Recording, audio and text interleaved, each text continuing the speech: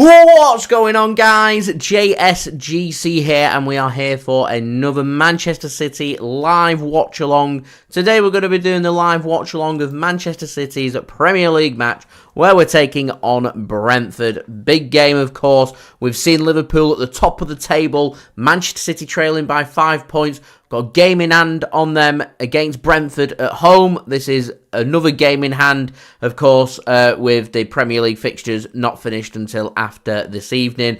We've seen Liverpool already play this weekend. They faced Arsenal in a huge clash at the top of the Premier League. We've seen Arsenal win that game by 3-1. And it's just burst everything wide open at the top. Arsenal considering themselves title contenders once more. They've still got to come to the Etihad. Liverpool will still be confident because it's still in their hands. And they know that Manchester City need to go to Anfield and get a result. And Manchester City, it's wide open for us. It's in our own hands. It was in our own hands before this game. But it's just opened it up even further. City win this game, we go just 2 points behind Liverpool. We go back over Arsenal. Huge permutations in the Premier League. What it does mean is that Manchester City could be top of the Premier League come the end of February. That's the massive implications on this game. Let's not forget, Brentford are the team, the only team last season, treble winners for Manchester City. The only team that we did not beat last season was Brentford. The only team for Manchester City, for all of our achievements that we had last season, the only team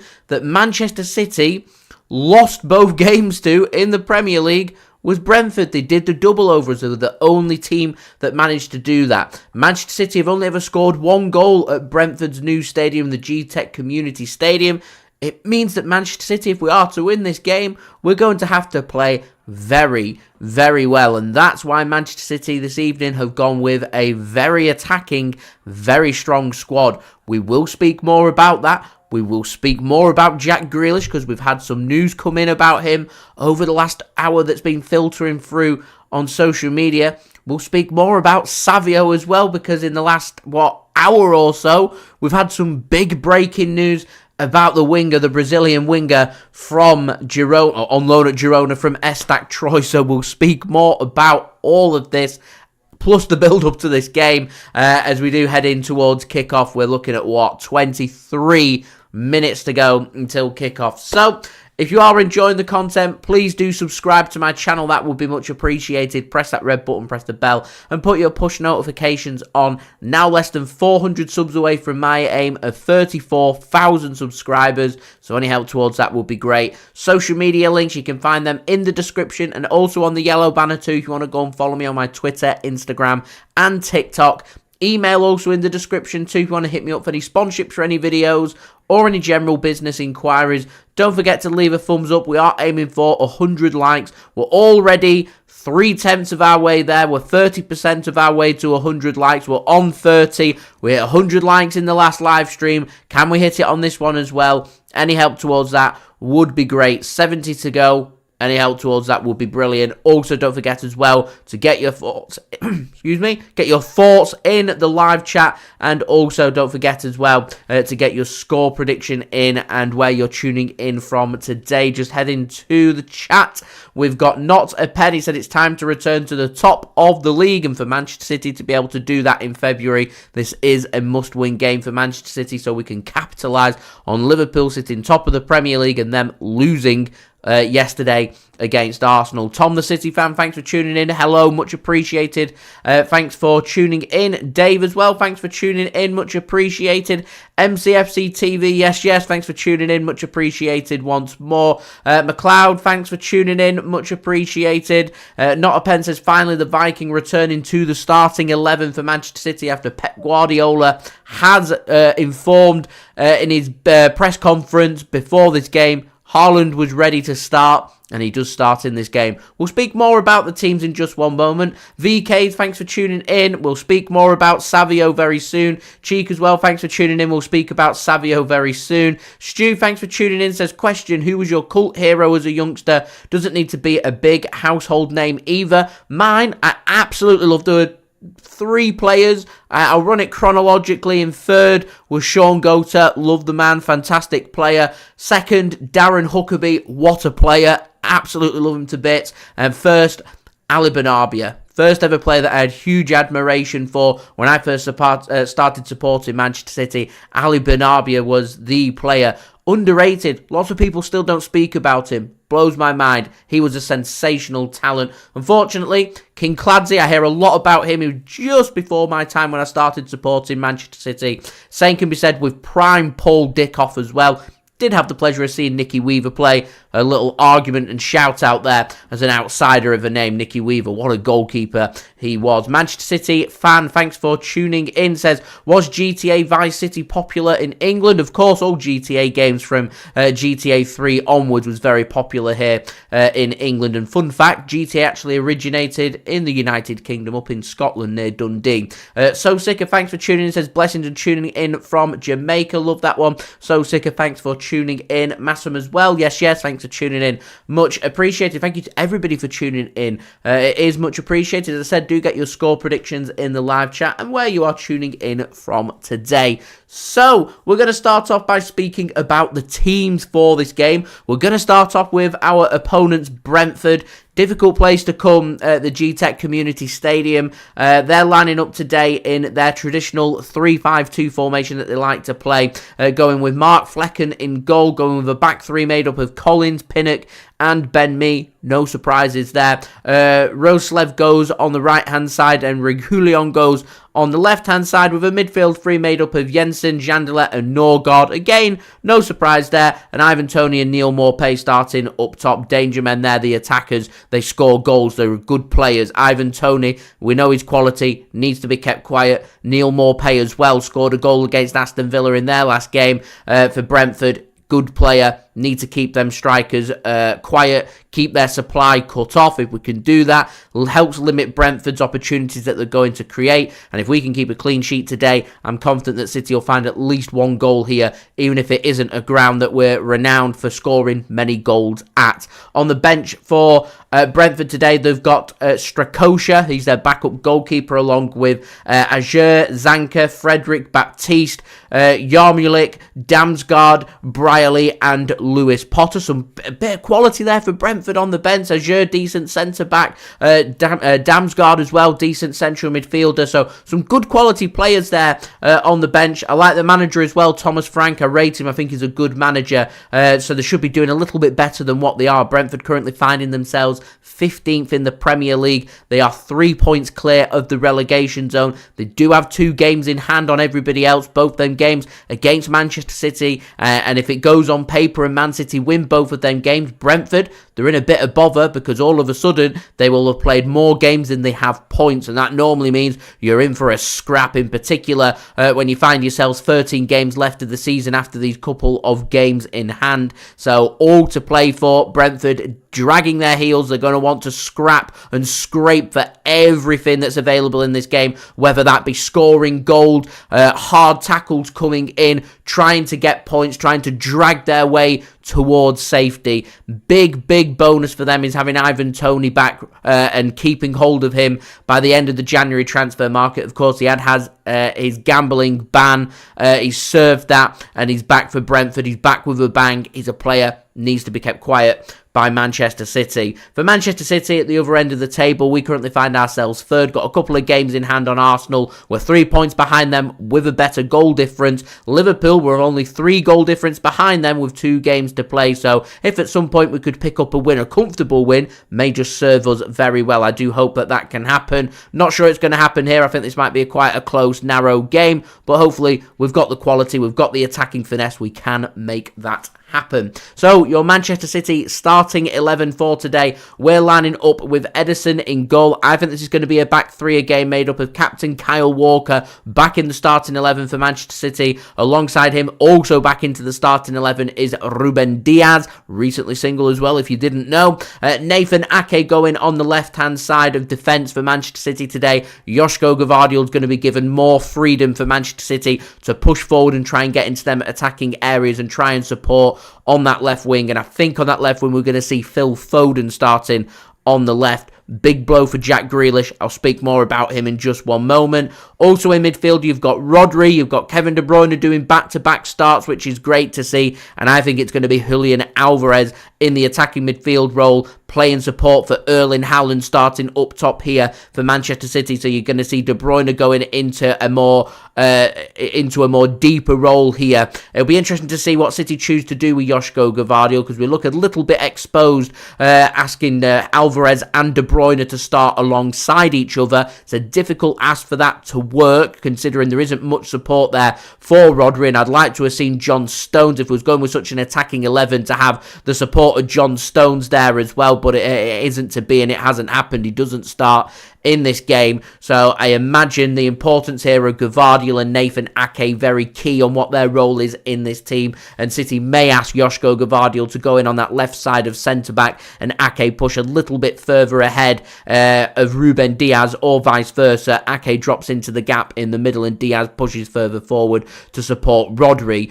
Normally the two players that are so key in doing that are John Stones, of course, and Manuel Akanji, both not starting in this game, so unfamiliar. I'm not too sure what to expect here from Manchester City. We've got everybody available for selection, so it's difficult to tell what's going to happen here. It's the first time that we've seen this starting 11 this season so far for Manchester City. On the bench then, you've got Stefan Ortega-Moreno, unlucky to miss out. You've also got Akanji, John Stones, Rico Lewis, some good defensive options there for Manchester City. In midfield, you've got Mateo Kovacic, Matheus Nunes, a couple of good options in central midfield. You've got wide options including Oscar Bobb, Jeremy Doku, and Jack Grealish. We've seen some news come out via MCFC Tone on Twitter. I retweeted it. He's heard from sources close to the club, so he's not going to name the sources, of course, because someone's going to find themselves out of a job. But he's just been reporting on what he has heard and information that's been provided to him, and what he said is very interesting,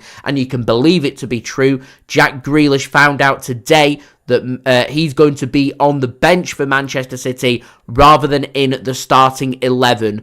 And because of that, apparently, I'm going to put big emphasis, block capitals, apparently, Jack Grealish stormed out of training today for Manchester City. And if that is true, I think that's the end of Jack Grealish under Pep Guardiola at Manchester City. You do not walk away from Pep Guardiola. You do not storm out of training. You will leave at the next available opportunity. So I hope for Jack's sake, because I rate him, I think he's a brilliant player, I hope for his sake that it is just rumours and it isn't true and he hasn't stormed out of training, because if he's stormed out, it's the end of Grealish as far as I'm concerned at Manchester City. I don't want that to happen. I rate him. I think he's a quality player. I think he has a lot to offer the club still. He needs to be patient. Then playing time is going to come. We're going to be playing every 3 to 4 days at the business end of the season. There's huge games. When he does get them opportunities, he needs to grab it with both hands. He had a good December and January, I thought, for Manchester City, so he needs to build upon that and be patient to get that spot. Of course, it's a blow to see Phil Foden, who's predominantly being used in central midfield for Manchester City, getting starts out wide on the right wing in the last game and on the left wing here ahead of him. It's disappointing, it's gut-wrenching, it's not very nice. Of course, he needs to battle, knuckle down. He will get them minutes. When he gets them minutes, prove that's why he needs to be starting. And at the end of the day, if City are going with an attacking 11 and you're looking to take the game to a team, Jack Grealish, to me, needs to do more. He, to me, reminds me of a defensive winger. He's great at tracking back. He's great at breaking up play. He's great at stopping counter-attacks. His reading of the game is fantastic. His ball distribution is very good. People are always critical about his statistics, his ability to grab assists and grab goals. As I said, through December and January, he seems to be improving on that. He just needs patience. It can be frustrating. It is frustrating, but Grealish needs to remember that he's playing for a team that won the treble. You are looking at, as far as I'm concerned, the best team in the world. Nobody is guaranteed to march into that starting 11. Nobody. Erling Haaland, top scorer last season. He's the best striker in the world. I could argue a case that Erling Haaland shouldn't be starting this game because Alvarez has been taking his opportunities, been scoring them goals. And if Man City wanted to go with the extra central midfielder and I had to say one of the attacking players has to miss out, I'd say it'd be Haaland, because he's the player that hasn't got their minutes yet. Alvarez is firing on all cylinders. Erling Haaland as of yet isn't, because he's only just come back from injury. But the only way we're going to get these players up to speed is getting them minutes, getting them starts, and making sure that they're good to go. It requires patience. It's a squad game. City's squad is very thin. You get 2 or 3 injuries, all of a sudden you find yourself starting every game for a month. So we'll see what does happen and what the information is that comes out. As I said, I'm hoping it's just fake news, that it is just rumours, and Jack Grealish will be good to go. What I will say is the fact that Jack Grealish is on the bench tells me that maybe it is just rumours. I think if Grealish storms out of training, I think Pep Guardiola puts somebody else in the squad today, not Jack Grealish, because that will not go down well with the best manager in the world, and it's not how things work at Manchester City. So we'll see what happens from there, as we're now 9 minutes away from kickoff. So don't forget to get your score predictions in the live chat and where you are tuning in from around the world. Jay So, thanks for tuning in, says Kevin De Bruyne, the GOAT, going for a whopping 100-0 to Manchester City. What a game we are in for, my friend, if that is true. So Sika going for a more reasonable and sensible 3-1, and I'm going to match So Sika. 3-1 is my score prediction for this game. Manchester City fan says, I can't rule out a defeat today, but hoping that the citizens are going to prove him wrong. I think we've got enough about us to go out and get the 3 points. I think the squad will be very motivated after yesterday's result with Liverpool, so fingers crossed that does happen. Big Morgan, thanks for tuning in, says, hi Jay, relax, we're the best team ever. We are the greatest team, and City want to maintain that level and stay at the top. I'm just reporting what's being put out there. I'm very relaxed about the situation, if I'm being completely honest.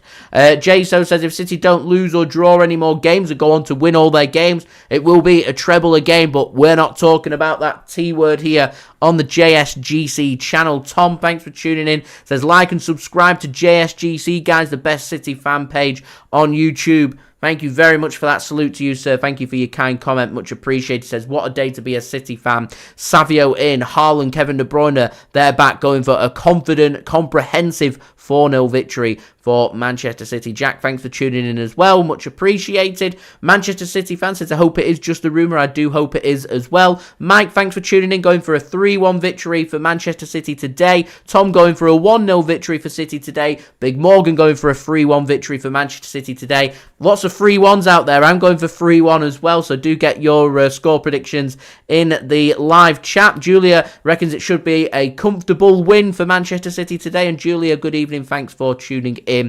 Much appreciated, Jay. So I'm the only City fan channel who won't say bad words. We have extreme professionalism here.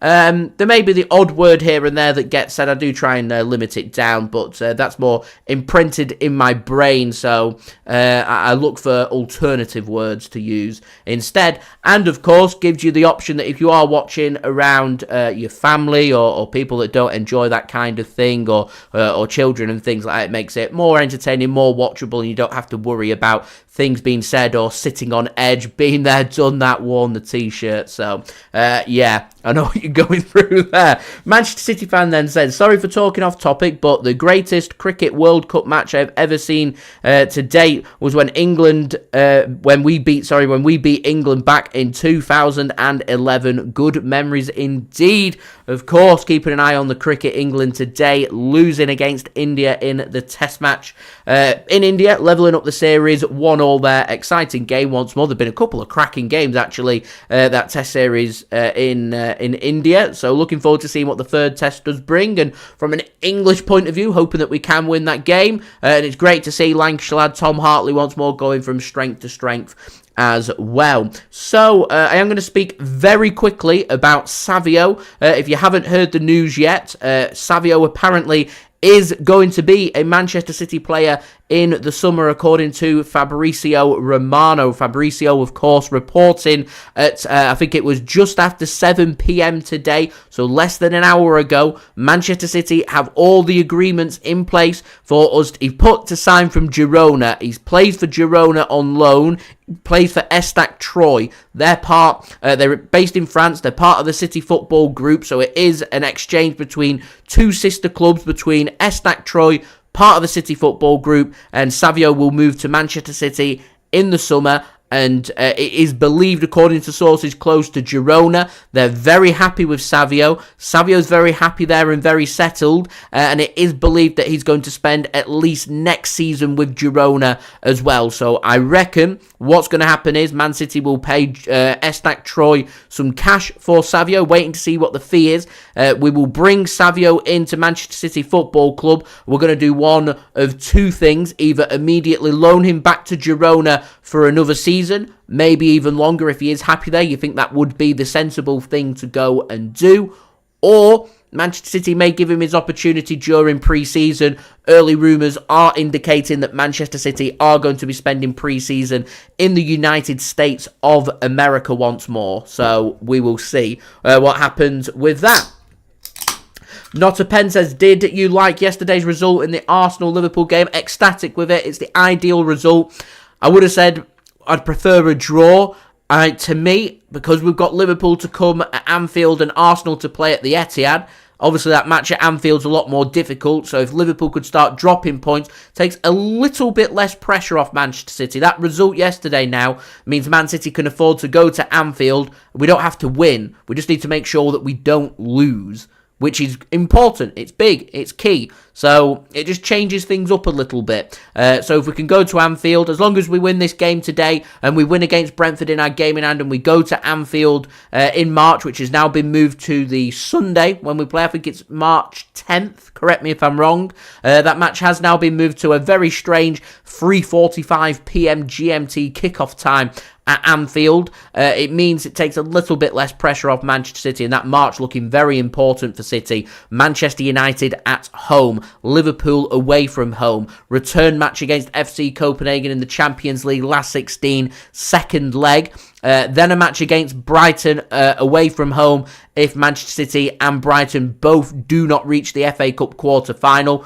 More than likely, one of them or both of them will, and that match will be postponed and moved to some point either in April or May. And Manchester City end March against Arsenal at home, Easter Sunday, that game. Massive, massive games coming up for Manchester City. But for them games to be massive, Man City have a job to do, and it's these games against Brentford that decide titles as far as I'm concerned. Got away with it last year, losing twice to Brentford, both at the Etihad Stadium and at the Gtech Community Stadium. We can't afford for that to be the case again this season. We lose this game today and we lose at the Etihad against Brentford, a match of the results from last season. I would say that Manchester City are backs against the wall, very much up against it. We will need to go to Anfield and win. We will need to go to Spurs Stadium and win. We will need to beat Arsenal at the Etihad Stadium. We will need to win the Manchester Derby. We probably need to win every single game between the match against Brentford at home to the end of the season to win the Premier League. It puts us under so much pressure. You can make life much easier for yourself by being motivated, playing well, and winning these games. Starting today, West London should be a cracker. Really looking forward to it. Dave says, having just lost Morgan Rogers, Jack Wood have been welcome at the Borough.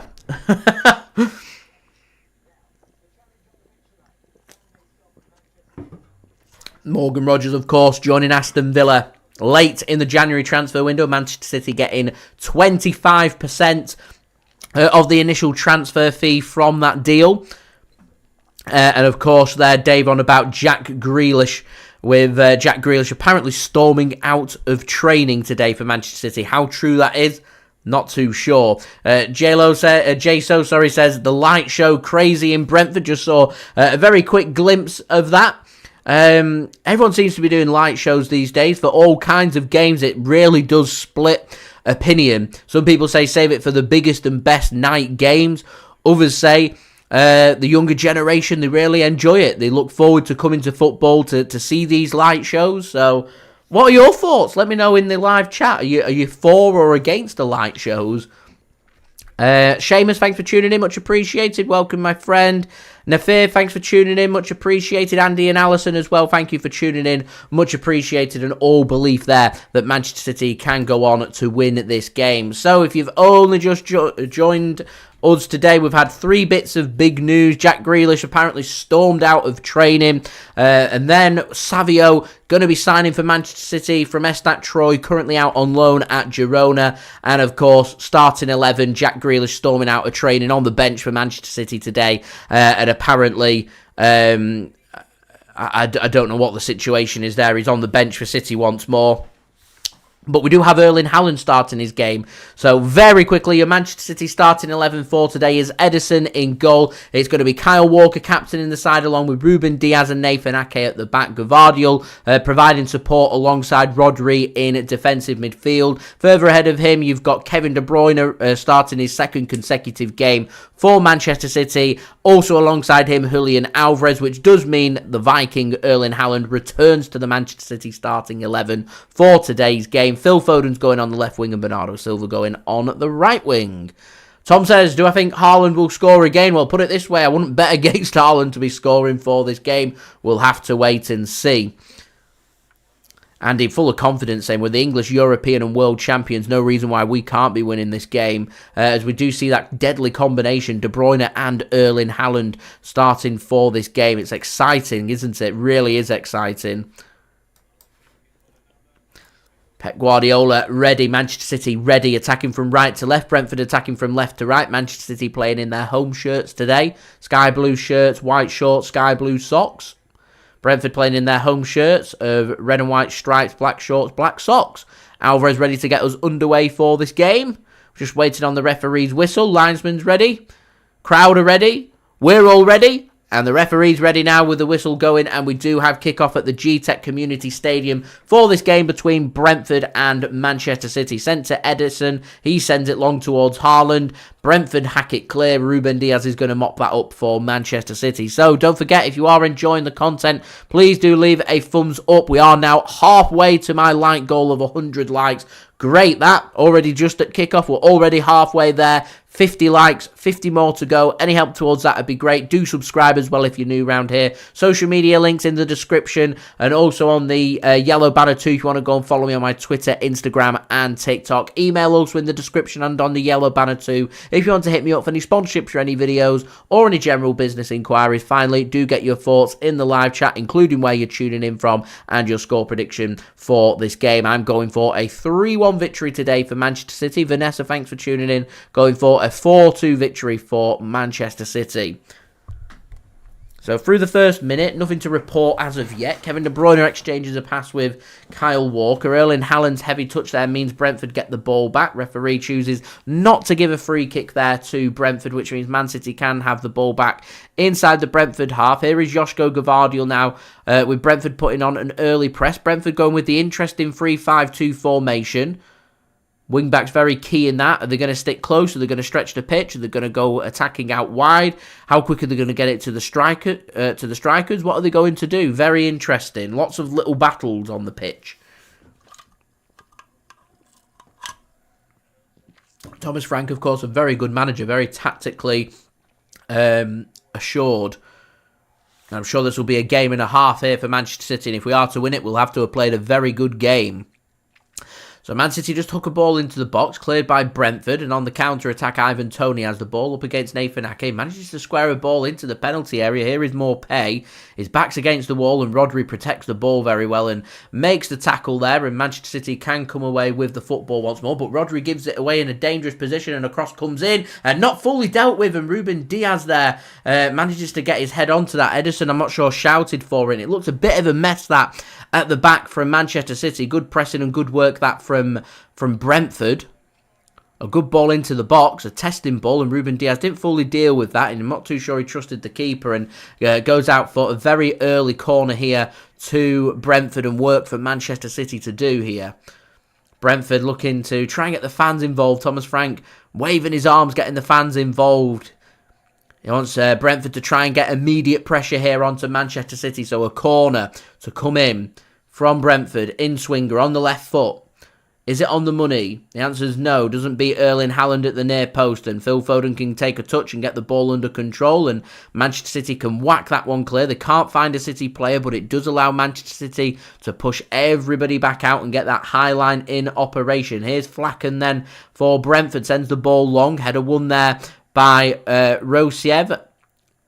Manchester City can come away with the ball though through Josko Gvardiol. Here is Rodri now.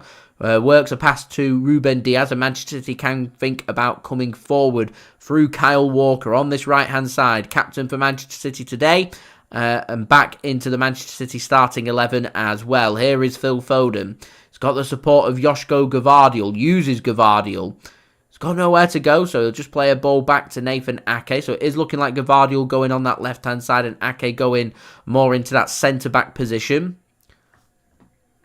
Here's KDB now, gives the ball to recently single Ruben Dias, works it to Josko Gvardiol out wide for Manchester City, gives the ball to Nathan Ake.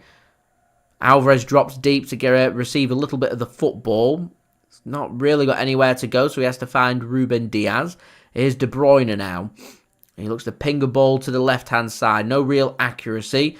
Header won by Brentford, only to be collected by Josko Gvardiol. Not too sure how aware the defender was there of Manchester City's presence and dropping off there. He had more time than I think he thought that he had.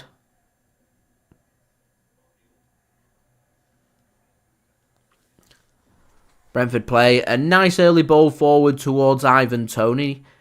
Nathan Ake will cut that off for Manchester City, and he will give the ball to Ederson now. And a chance here for City to have more possession of the football, which is what we've seen a lot here in the first 5 minutes of this game. Here's Erling Haaland dropping deep, plays a pass in towards Foden. Man City want a free kick. Foden, he can't believe it. Felt like he was being pulled back. Referee says no free kick as the through ball came in from Haaland. Here's Nathan Ake then for Manchester City. Gives the ball to Rodri. It's got support on the right-hand side. Here's Walker. Bernardo stretching the pitch. Not used by Kyle Walker, uses Rodri instead. Here's Ruben Dias bursting forward for Manchester City. Might want a Vincent Kompany-esque shot here. Similar range to when he scored that goal for Manchester City a few years back to help win the title.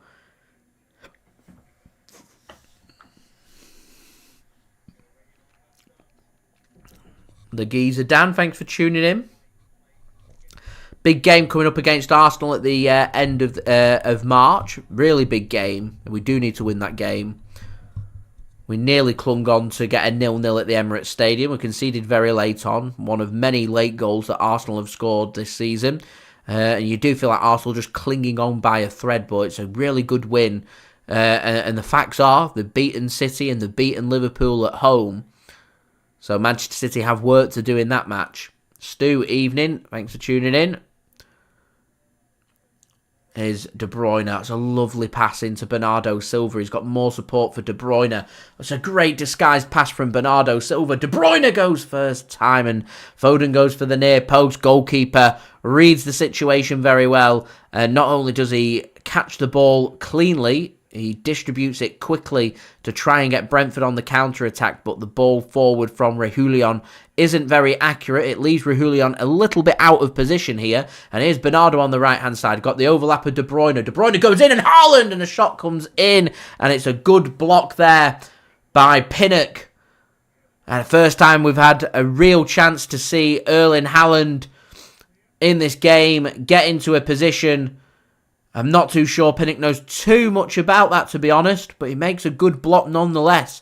Gvardiol in a good position here. Gives the ball to Haaland. Falls nicely to Gvardiol. He tries to find the pass to Phil Foden, and Gvardiol misses out there to Roslev, and that goes out for a throw-in to Brentford. Good intensity being shown by Manchester City on that right-hand side, and we're already starting to see that deadly combination, De Bruyne, Haaland once more. You feel like that block from Pinnock there was stopping, ultimately was going to be a goal for Manchester City, and of course, first goal, first phase of the game, first 10-15 minutes would be crucial for Manchester City. It just takes away all the pressure, it takes away all the anxiety of everybody who's watching this. Very pensive, I am sure. Daniel, hello, thanks for tuning in. Stu, she's very well, thank you.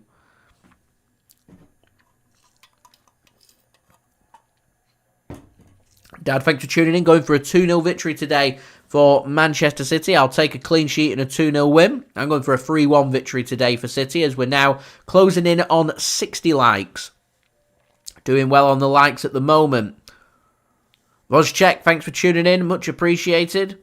Daniel asks, who do I think is going to be the next manager to be sacked in the Premier League? I mean, to be honest, looking at it right now, probably Pochettino at Chelsea. Here's De Bruyne bursting forward for Manchester City and a shoulder-to-shoulder coming together. De Bruyne goes down. He wants a free kick. Never a free kick. That for me. Never a free kick.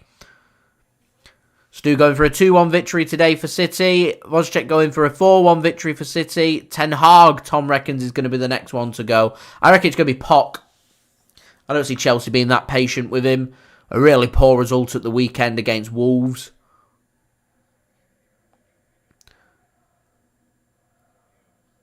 Here's Brentford then, just sending the ball long. Good ball forward as well, Reguilon gets his head onto that. Ruben Dias will cut that one out. 9 minutes in here at the Gtech Community Stadium. Brentford 0, Manchester City 0. John, hello, thanks for tuning in. Much appreciated as we're now 42 likes away from 100 likes here. Got over 40 people now tuning in, so hello, welcome everybody. Thanks for tuning in. Much appreciated. Daniel says fans were toxic at Stamford Bridge. The ones that were left in the stadium, there were loads that went early. It won't have gone unnoticed. They'll be very unhappy with that, I'm sure, Chelsea. Ball falls nicely here to Alvarez. Line just shot open. It's a really good save. Tipped around the post there from Flacken. I thought the camera angle for a minute there. I thought that might have been going in.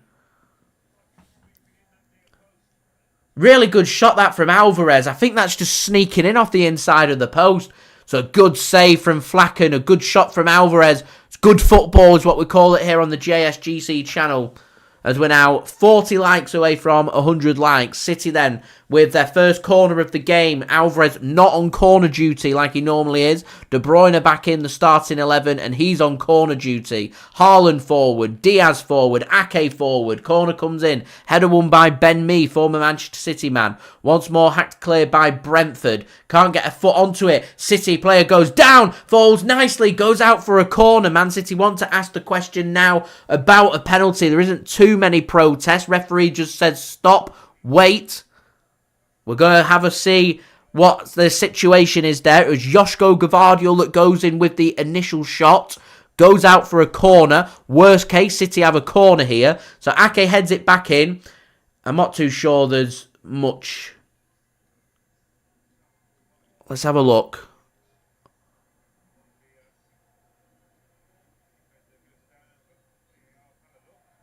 I'm not sure about that. It's Collins that made the challenge on Ruben Dias, yeah, and there's a corner. I didn't think I felt there were minimal contact, if any, there, if I'm honest.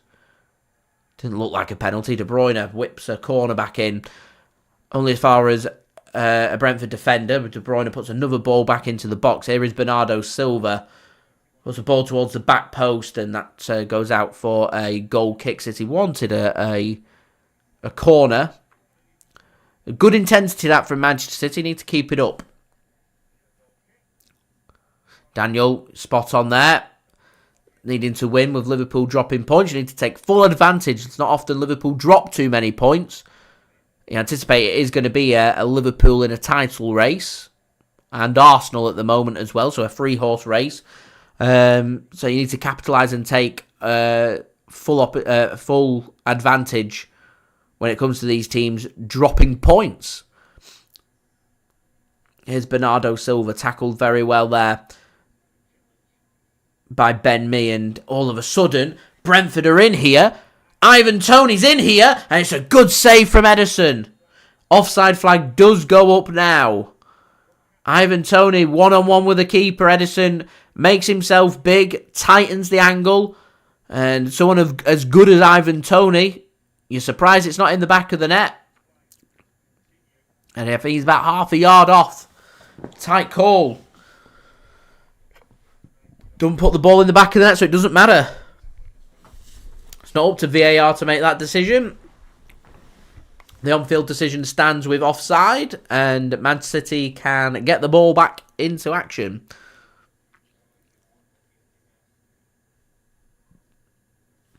Seamus reckons if Chelsea stay mid-table, Poch will go next summer to buy some players. And if he's not winning after that, he reckons he'll go.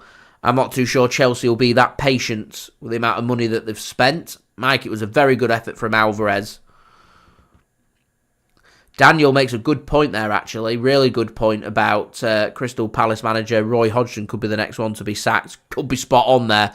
As Alvarez has a shot, it's another really good save from Flacken. 2 good saves, 2 good shots from Alvarez. He gets down really well. Gets a left hand onto it and tips it round the post. Going into the bottom corner, Alvarez means biz today. He really does.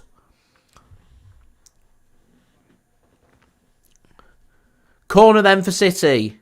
De Bruyne just whips a ball in. Towards Bernardo, hooked back in, headed clear. Falls to the edge of the area. Kyle Walker now. Oh, he's having his shot from range. He is. Walker! Oh, it's a great save. Kyle Walker's one of the game where he has an effort from long distance, 35 yards out. Really good connection from Kyle Walker. No deflections. It's going in. It's a great save. Flacken with another top quality save. Keeping Brentford in it. Could have been 3. As it is, 0-0 here. Not a pen. You are correct. Yeah, Ben Mee came from the Man City Academy. Former Manchester City youngster. A good solid player as well. Good solid Premier League centre-back. Like Tosin at Fulham. Another player from the City Academy. A good solid Premier League centre-back. And happy to see that Ben Mee and Tosin Adarabayo are doing very well for themselves. So another corner here for City. Can they make it count? A lot of pushing and shoving going in there, including between Ruben Dias and Neal Maupay. Corner comes in. It's too close to the keeper. He gets a fist onto it, only as far as the spider.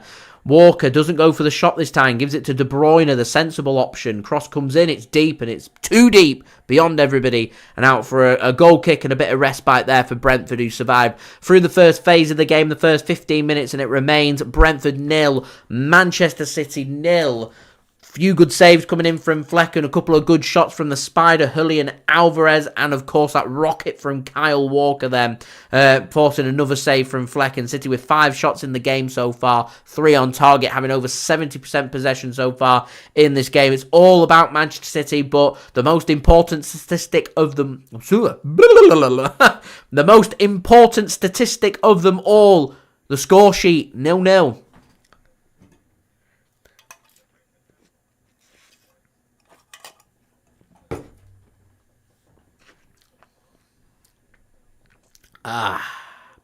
Nice. Long ball comes in from Brentford. Ederson takes a touch very calmly. I think he's going to give the ball away. It goes out for a throw into Brentford in the end.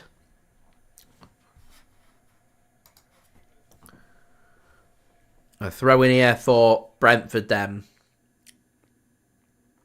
Josko Gvardiol has got back here for City, so it's more like a flat 4 at the back. Ake partnering Ruben Dias, and Gvardiol goes to meet the ball, and Foden told to track back, Alvarez told to track back, covering the gaps well for Manchester City. Brentford, I think, just happy to have a little spell here of possession, a little rest. It's been a bit relentless. Long ball comes in, not very good. Goes out for a throw into Manchester City, right near their own corner flag. So what squeeze, what pressing game are Brentford going to put on Manchester City here? It's been a very quick-paced first 17 minutes. The answer to that is they're going full press here. Gvardiol with the throw-in. Throws it to Rodri. Launched long by Josko Gvardiol. Looking for the right-hand side in a bit of space. Can't find Kyle Walker because Sergio Reguilon takes the ball instead. Here is Reguilon once more. Brentford working it on the left-hand side. Inside the Manchester City final third. Can't get the pullback sorted first time. Gets lucky with the ricochet and picks the ball up on the second time. Doesn't get lucky a third time, and Rodri can dispossess him and gives the ball to Man City's captain Kyle Walker, who's just going to send this one long with no real accuracy. The loose second ball is very loose, and Brentford choose to try and get a ball into the penalty area. No real quality on that. Far too close to Ederson, and he will pick the ball up there, and it will allow Manchester City just to push themselves out from their own final third and more into midfield towards halfway. Here is Kyle Walker going in at a jogging pace at the moment, creeping Manchester City forward, gives the ball to recently single Ruben Dias, gives the ball to underrated Nathan Ake now, firmly inside the Brentford half. Brentford have got everybody behind the wall, low block approach being applied and then some. Here is Josko Gvardiol now to Nathan Ake. He's got the support of Kyle Walker, centre to goal. Dinks the ball towards Haaland. Header won there by Brentford, only as far as De Bruyne. He goes deep towards Haaland. He can't hook a ball across, and Man City want the corner, and the linesman agrees, the referee agrees, and it is going to be another corner here to Manchester City. 19 minutes in here at the Gtech Community Stadium. It is Brentford 0, Manchester City 0. So don't forget, guys, if you are enjoying the content, please do leave a thumbs up. Now 39 likes away from 100 likes. Any help towards that would be great. Also, don't forget as well to subscribe. That would be much appreciated. What can Man City do from this corner then? Haaland, Gvardiol, Ake, Rodri, all forward. Corner comes in. No real accuracy on it. Falls to Bernardo on the edge of the penalty area. Walker back to goal. Has to just give the ball to Alvarez. Sits nicely. Puts a cross into the box. Can't find Haaland. Gvardiol has a shot over the top of the crossbar and out for a goal kick. Bertrand, thanks for tuning in, says, need a goal soon, he feels. I do hope that you are right. It has been all Manchester City here. First 20 minutes or so of this game. Pep Guardiola up off his bench and into his technical area. Not giving out any instructions. Flacken's going to send this long.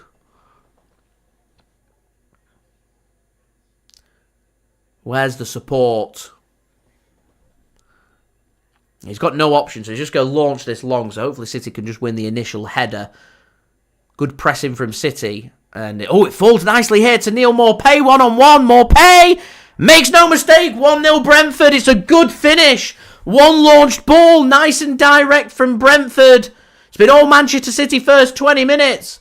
But it's Brentford with the opening goal. And it's a disaster for Manchester City. It's well taken from Neal Maupay. And it's just not what Manchester City wanted nor needed at this moment in time. Plenty to think about. 1-0 Brentford. Proper Route 1 football that. Neal Maupay, I said the attack is the area of concern for Brentford. It's launched long. There's no touch that comes in from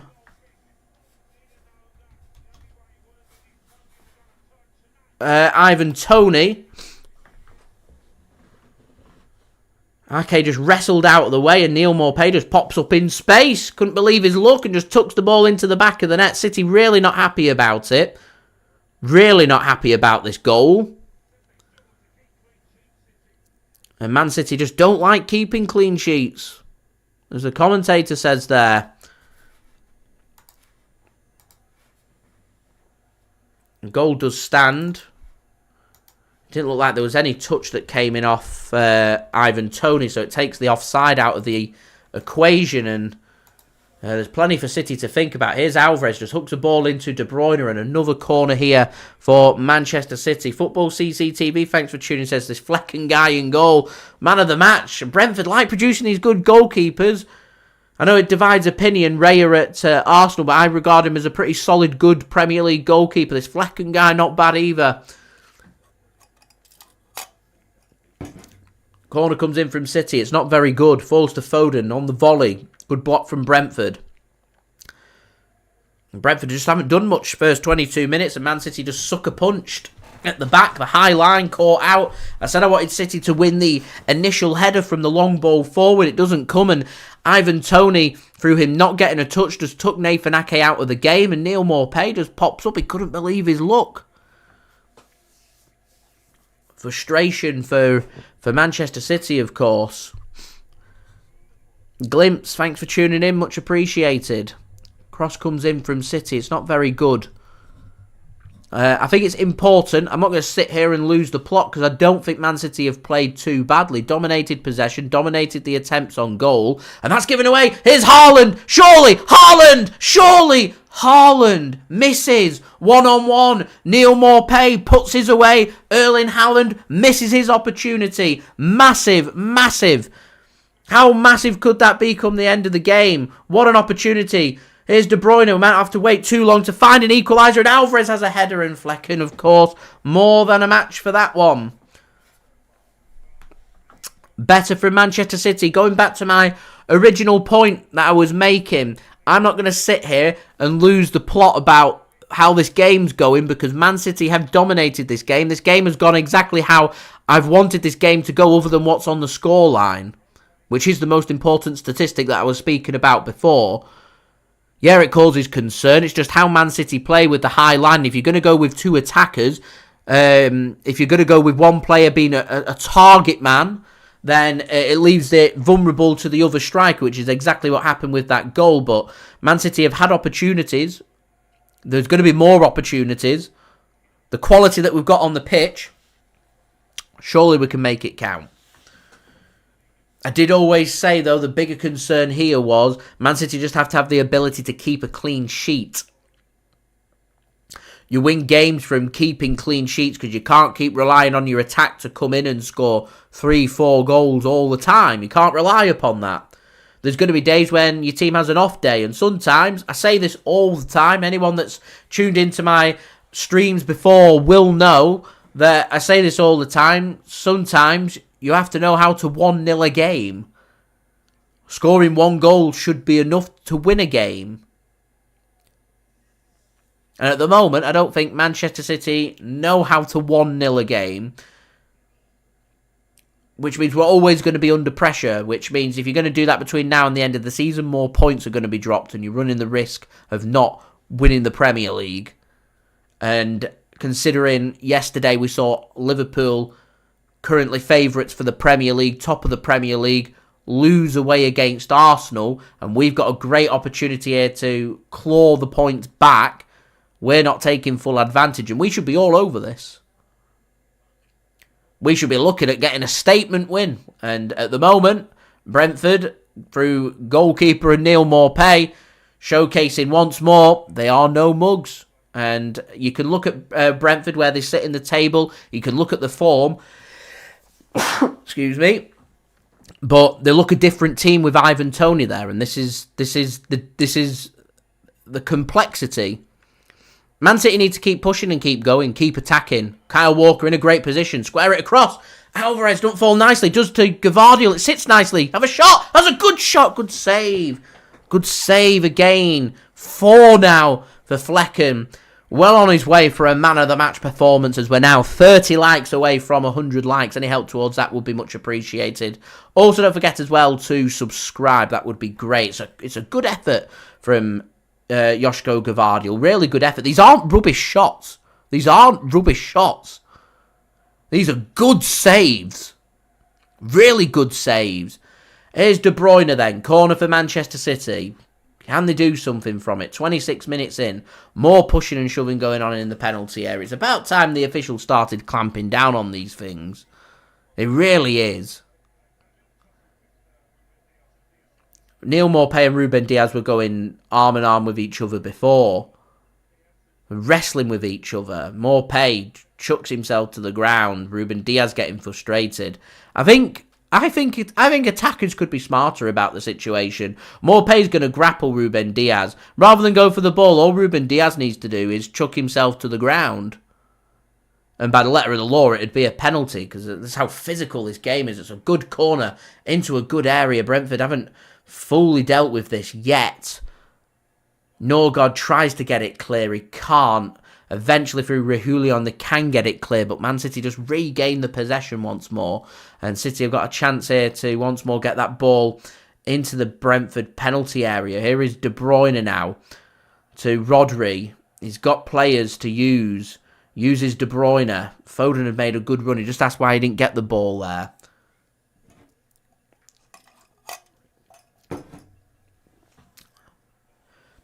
Here is Bernardo. Good ball in from Walker. Dissects the first man. Doesn't beat the second. And Brentford again just sitting very deep. As I said, I'm not going to sit here and be concerned.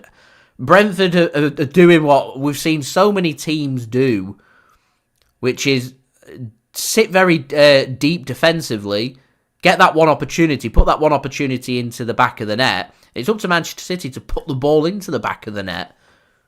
There's been 4 or 5 good opportunities that City just simply haven't capitalised upon. I think that's the point Pep's just getting on. He's just telling the players just to settle down a little bit. There's still so long left in this game. The scoreline's not great, but we're doing everything else right. Patience. It will come. Here's Rodri. Gives the ball to Bernardo Silva, edge of the penalty area. De Bruyne now. Doesn't go first time, goes second time. Good defending again. I mean, a really good game. The problem Brentford are having with this approach, I think, is they're going to get tired very quickly. And if this carries on for 90 minutes, they will concede goals. You can't just sit there and hope that Man City don't put a ball in the back of the net while sitting there in your own final third for 90 minutes. Corner comes in, and that's a good ball in that from De Bruyne. Well defended again from Brentford. How many times am I going to say that this evening? Good save, Flecken, and well defended Brentford. Here is Josko Gvardiol as it fired to his feet. Has to take a heavy touch to get it under control. Here's Kyle Walker now. He's got options of De Bruyne and Bernardo out wide. De Bruyne to Bernardo. Kyle Walker, chance here to put something into the box. He just plays a pass towards Alvarez and he has a shot, and it's a tame effort. And into the arms of Flecken, and we're half an hour in here now. Brentford lead this game at the Gtech Community Stadium by 1-0. And plenty to ponder here for Manchester City. Despite the scoreline, I don't think City are playing too badly. They just need to persist with this. No let up, keep going.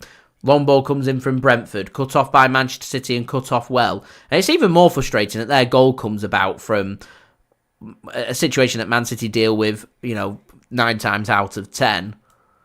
As we see the first yellow card of the game shown to, I think, Jensen. It might have gone to Maupay. I'm not too sure who put the challenge in on Nathan Ake. Sorry, it's on Rodri. It's Neal Maupay into the book. So grabs a goal and grabs a yellow card as well. Goes through the heel of Rodri there. Looks in a little bit of pain. Felt every bit of that. I think he's back on his feet, which is good news. And Maupay into the book. His 5th yellow card of the season. I think we're past the threshold of 5 yellow cards being a suspension. Here is Nathan Ake then for Manchester City. Here is Kyle Walker now. Not the best of passes, and Brentford come away with the ball. They wanted a free kick. They don't get a free kick, but they do get possession, and nearly from Brentford, nearly. Here's Foden.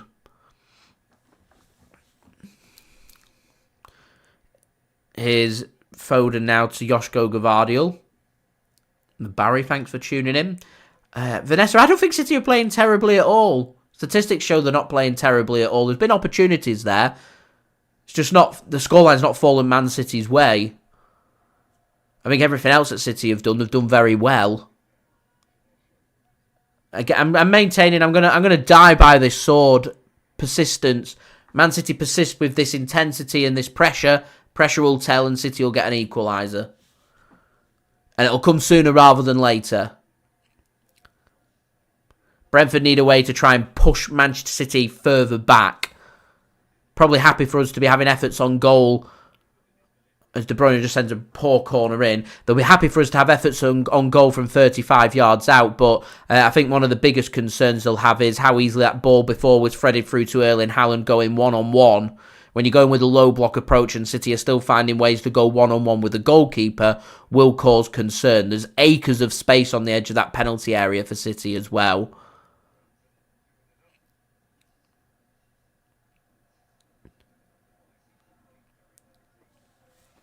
Snowy, hello, thanks for tuning in.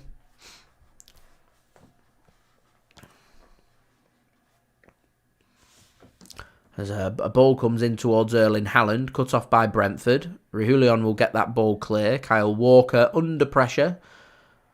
Did really well, and it's good defending from City and from Brentford there. Brentford come away with the ball. Both sides have opportunities to pick up the loose ball. Neither side take full advantage of that. And that's a poor pass back from Bernardo Silva, and Man City have to desperately come in with a sliding challenge. It had to be clean, and it was just about. Brentford fans unhappy, the players unhappy. Ederson was miles off his line then. That had to be right. Here is Man City coming forward once more. Rodri then to Gvardiol. Josko Gvardiol has got involved plenty of times in this opening 34 minutes. Walker's going to provide an overlap. Bernardo Silva to the edge of the penalty area. Has a shot and over the top of the crossbar. Brentford wanted Man City to stop the game. Man City said, we're not having any of it. Let's have another look at that challenge then. Was it clean is the question. Sliding challenge comes in. And it just about is clean there from Bernardo. So it's a good challenge, to be honest, from Bernardo Silva. Good challenge on Janelt.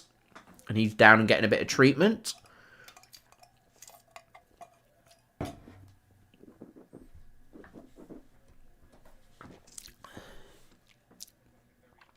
So 11 minutes plus however long to be added on here of this first half. That's not fallen Manchester City's way as of yet.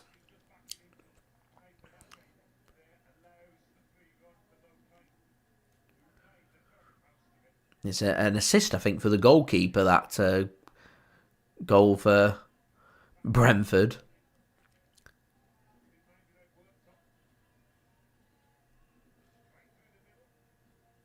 One launch, long ball down. Ah, man.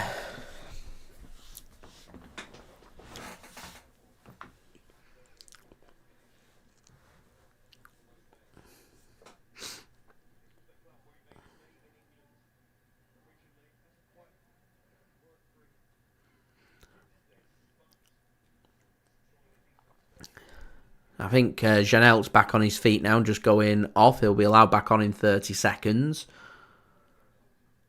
Seems like he's okay.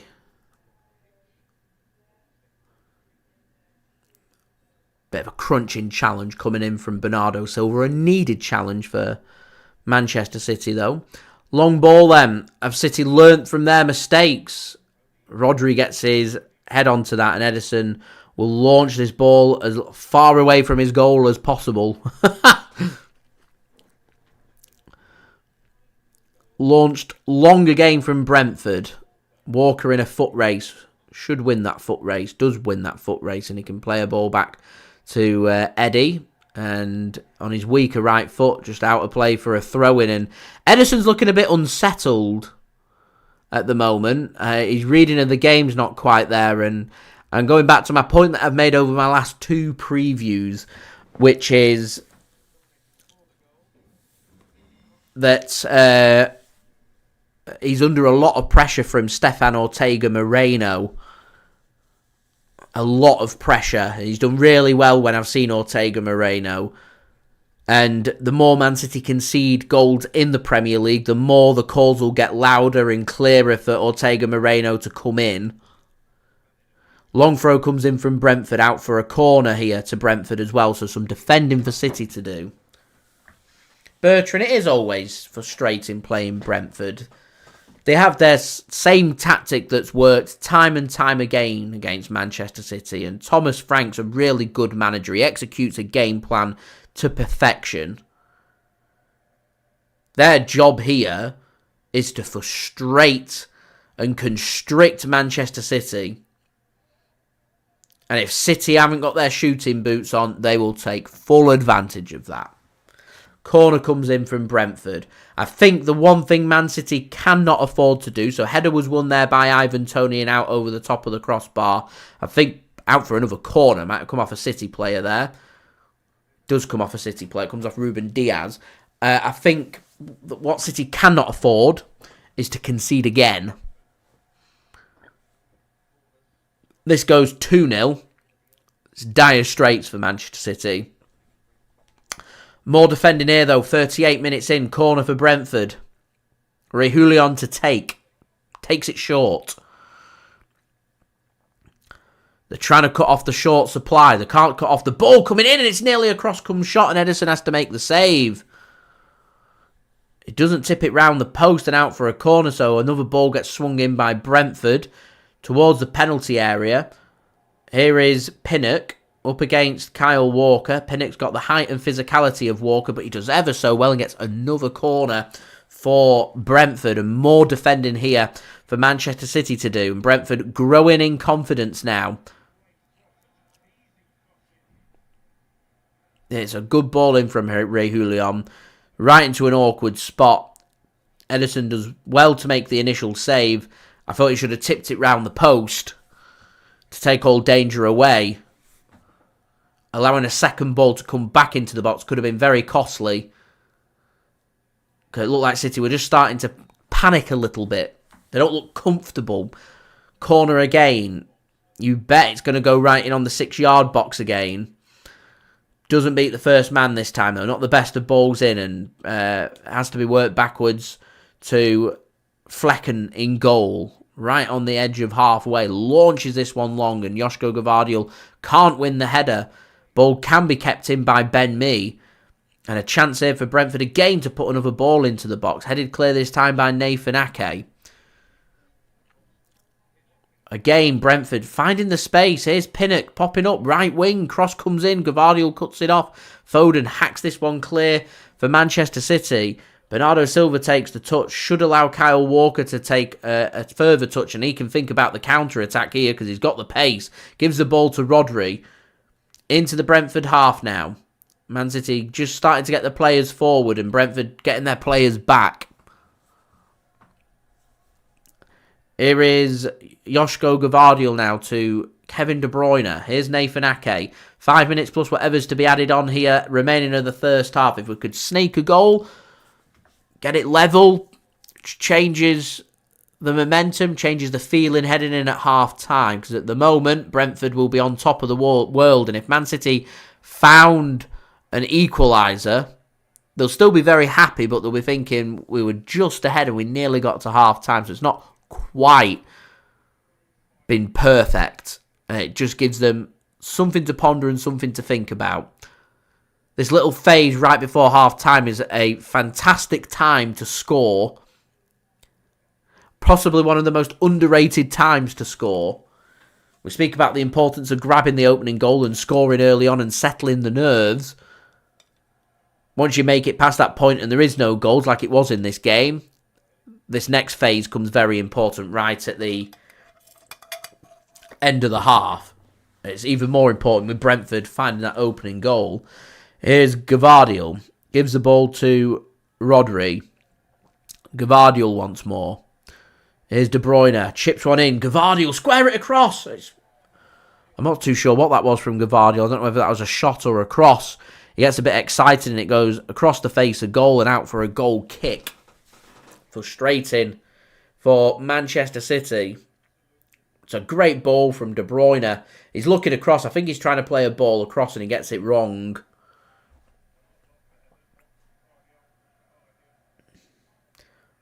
It just eats away a few more seconds from the clock and Brentford will think, we're nearly there. We've nearly got to half-time. Ball launched long. They're going to keep trying this long ball now. Flecken sends it long. City allow the bounce. Only for City to come away with possession just about. And Ederson slips and a shot comes in. And it's a bit of a mess this at the back from City. Really is a bit of a mess. Ederson. Everyone keeps speaking in the chat about Josko Gvardiol. I'm thinking goalkeeper. I think I'd feel more comfortable with Ortega-Moreno in goal right now. Rodri just can't find the pass. Walker cuts off Reguilon really well, and that looked like it went out of play. Kyle Walker even stopped waiting for the flag to go up as we're now 25 likes away from 100 likes. So any help towards that would be much appreciated. Do subscribe as well if you're new around here. That would be great. 42 minutes, 42 seconds in. Here is Julian Alvarez. And we've stopped really seeing Man City creating too much since Brentford have scored that goal. We've seen that one chance fall nicely for Haaland and not really seen much since. Brentford just starting to settle into the game and taking a lot of confidence away from the scoreline. Worked really well to Bernardo Silva. Here's De Bruyne. Foden finds Rodri and too much passing. Put your foot through it. I think that'd be a good approach. Here's Foden! And the keeper spills it and just wide. Flecken's done a lot right in this first half. He huffs his cheeks. He knows he gets away with one. It's a good shot from Phil Foden. City go with the early corner, cut off well by Brentford and out for a throw-in. Seamus, I think you're right, have a run at Brentford. Someone like Jeremy Doku could be crucial second half here, I feel, for City. Here is Julian Alvarez to Nathan Ake. Here's De Bruyne now. 1 minute plus whatever's to be added on for Manchester City. Can we find a goal before half-time? Here's Rodri now to Bernardo. Rodri. Back to Bernardo. Here's Ruben Dias now to Phil Foden. 30 yards out from goal. Work to Kevin De Bruyne. Falls onto De Bruyne's right foot and he has a shot and who's there but Flecken to make another good save. Tip it round the post and out for a corner. I think that shot was going wide but Flecken doesn't want to take any opportunities when it comes to shots whipping in from Kevin De Bruyne and he does the right sensible thing just to tip it round the edge of the post and out for a corner. You don't take chances against Manchester City. Flecken has made the most saves of any game he's played in so far this season in the Premier League. And the ball comes in towards Bernardo. He has a shot. It's a good block from Brentford and out for another corner to Manchester City. A little bit more pushing and shoving going on in that box. So much going on in that penalty area. Here's De Bruyne, not offside, goes towards the near post. Pinnock can't sort his feet out. That looks like a free kick to Brentford and is, as we're into the first of 3 minutes. De Bruyne has some words to exchange with Janelt there, sorry.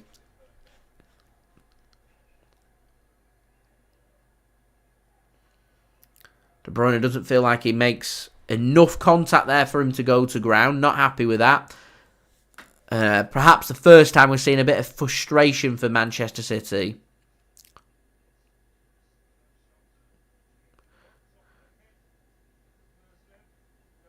It was Ruslev with the block from that shot from Bernardo that came and he knew nothing about it. Just hits his head and it goes wide. Header won there by Manchester City. Second ball falls to Brentford. Only as far as Haaland, and Man City can come away with the ball. And here's De Bruyne now, looking for the counter-attack. Haaland's long legs gets onto the end of it. Here is Bernardo. Great time to score this. Here is Rodri now. Back to Bernardo. Really good time to grab a goal, this. Here's Rodri now, edge of the penalty area. Foden. To Ake, wants to sort his feet out. He's got nowhere to go. He's going to have to go back to Rodri. Just chips a ball towards Alvarez. Can't find him. And Brentford pick the ball up and can think about their own counter-attack. And it's really good play from Ivan Toney. Finds Neal Maupay. He knows he's not going to take Kyle Walker on for pace. So he doesn't need to do that.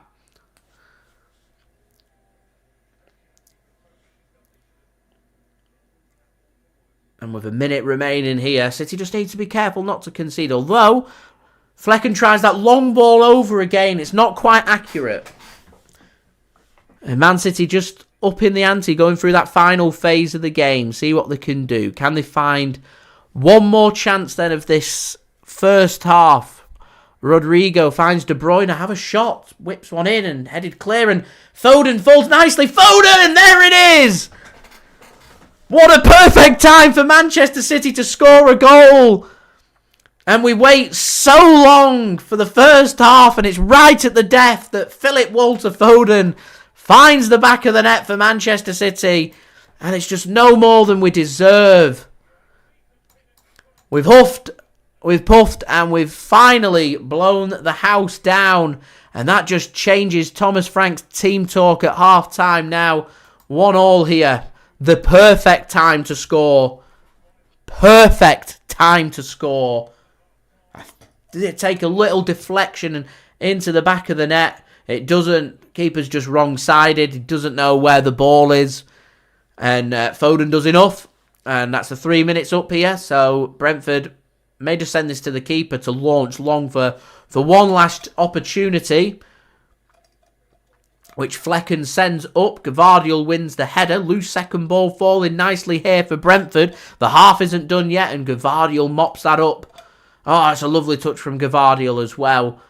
And this is all about how long the referee wants to add on here. Worked nicely by City to Kyle Walker.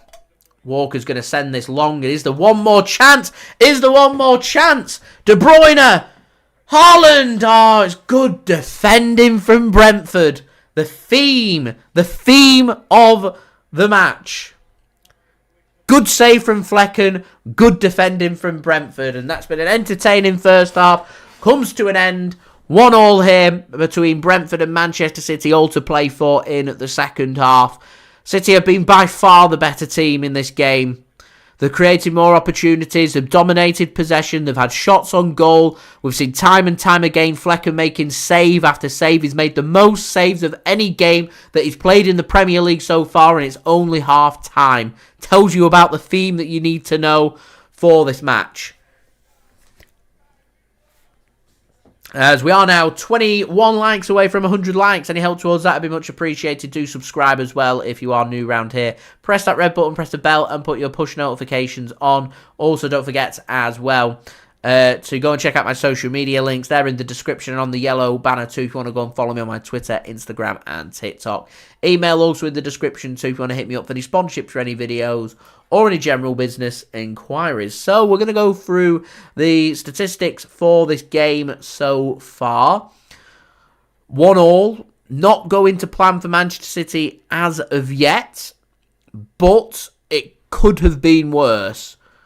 City leaving it very late, literally last attack of the half, to find their equaliser, but they've found it and they've got some work to do now in the second half. I think it's just so important that we don't concede again. City having 72% possession compared with 28% possession for Brentford. City having 17 shots, 10 on target, 3 shots for Brentford, 2 on target for them.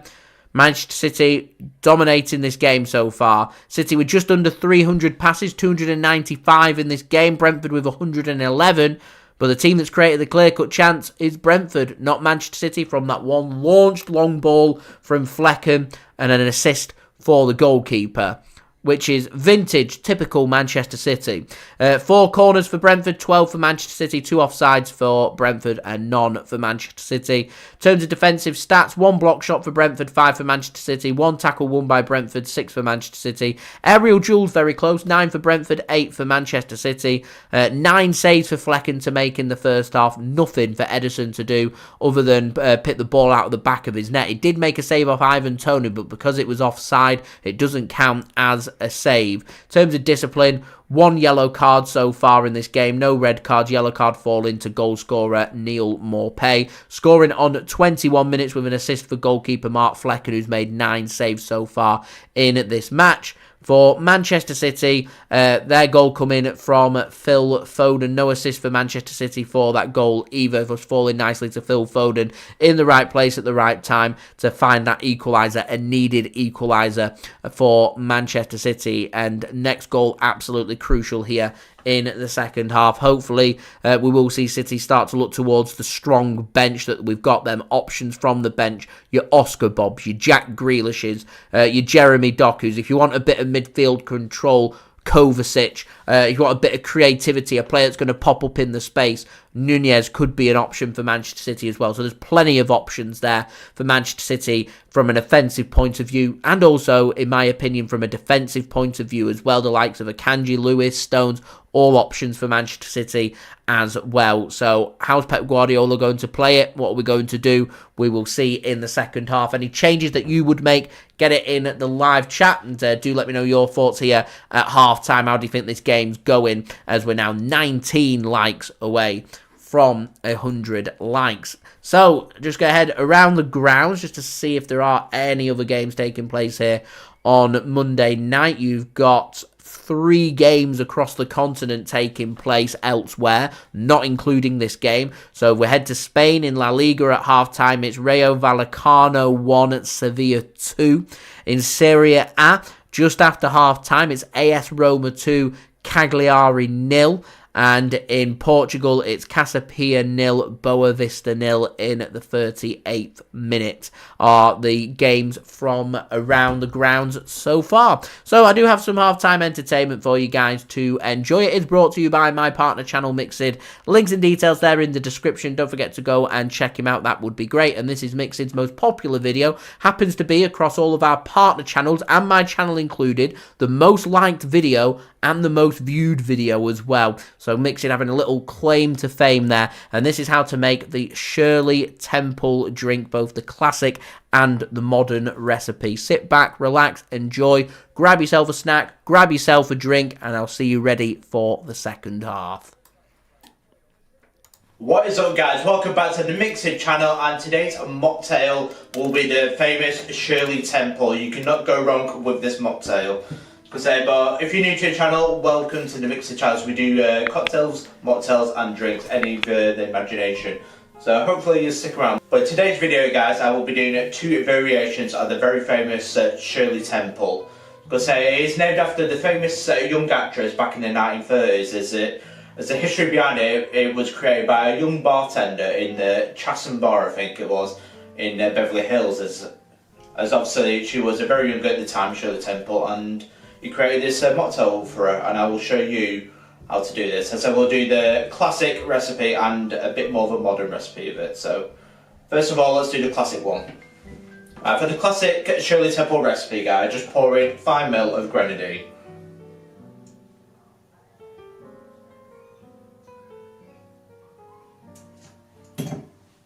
Right, next up, just fill it up now with ginger ale.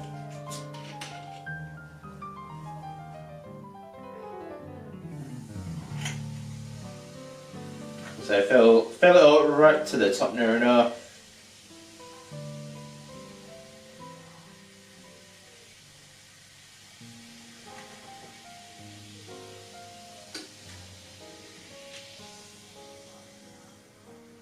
A bit more. There we go.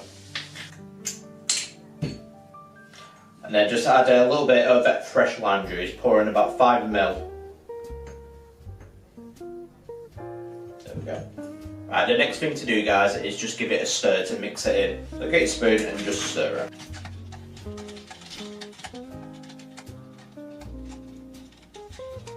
There you go, as you can see, guys, got a nice red colour. Right, next is the modern one. Right, for the modern recipe, guys, 5 ml again of grenadine.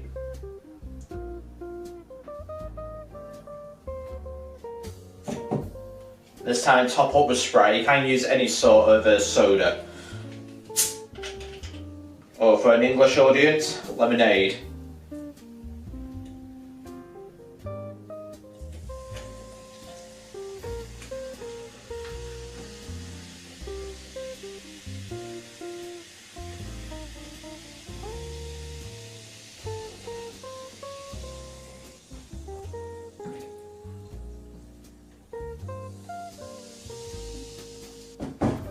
And again, 5 ml of lime juice.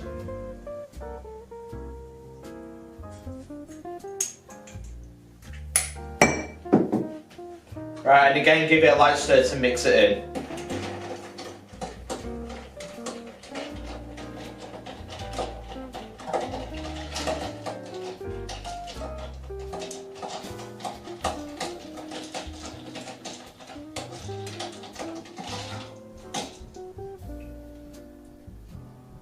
I just draw.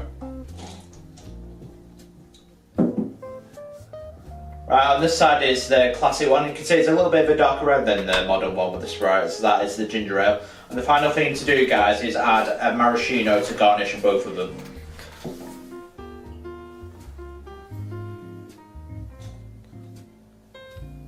But saying, there you go, it's nice and simple to make the Shirley Temple, it's nice and quick and it's very refreshing. Right, and there we go, guys, 2 Shirley Temples, the classic one and the modern one. I did the taste, we'll do the classic one first. Ah.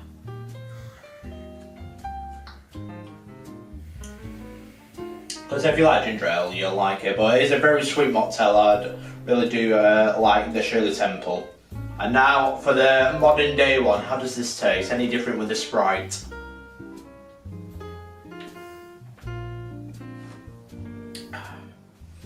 Again, it's a very refreshing mocktail, because it's certainly lovely, but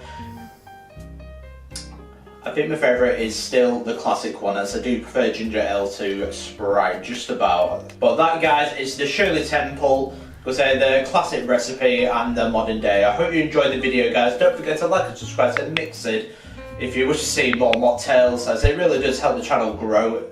For the next mocktail, guys, I will be doing the Alan Shearer's, because I had this in York and I want to make my version of it. It's certainly very nice that I had in York, and I would highly recommend it. And I will see you for the Alan Shearer mocktail. Cheers.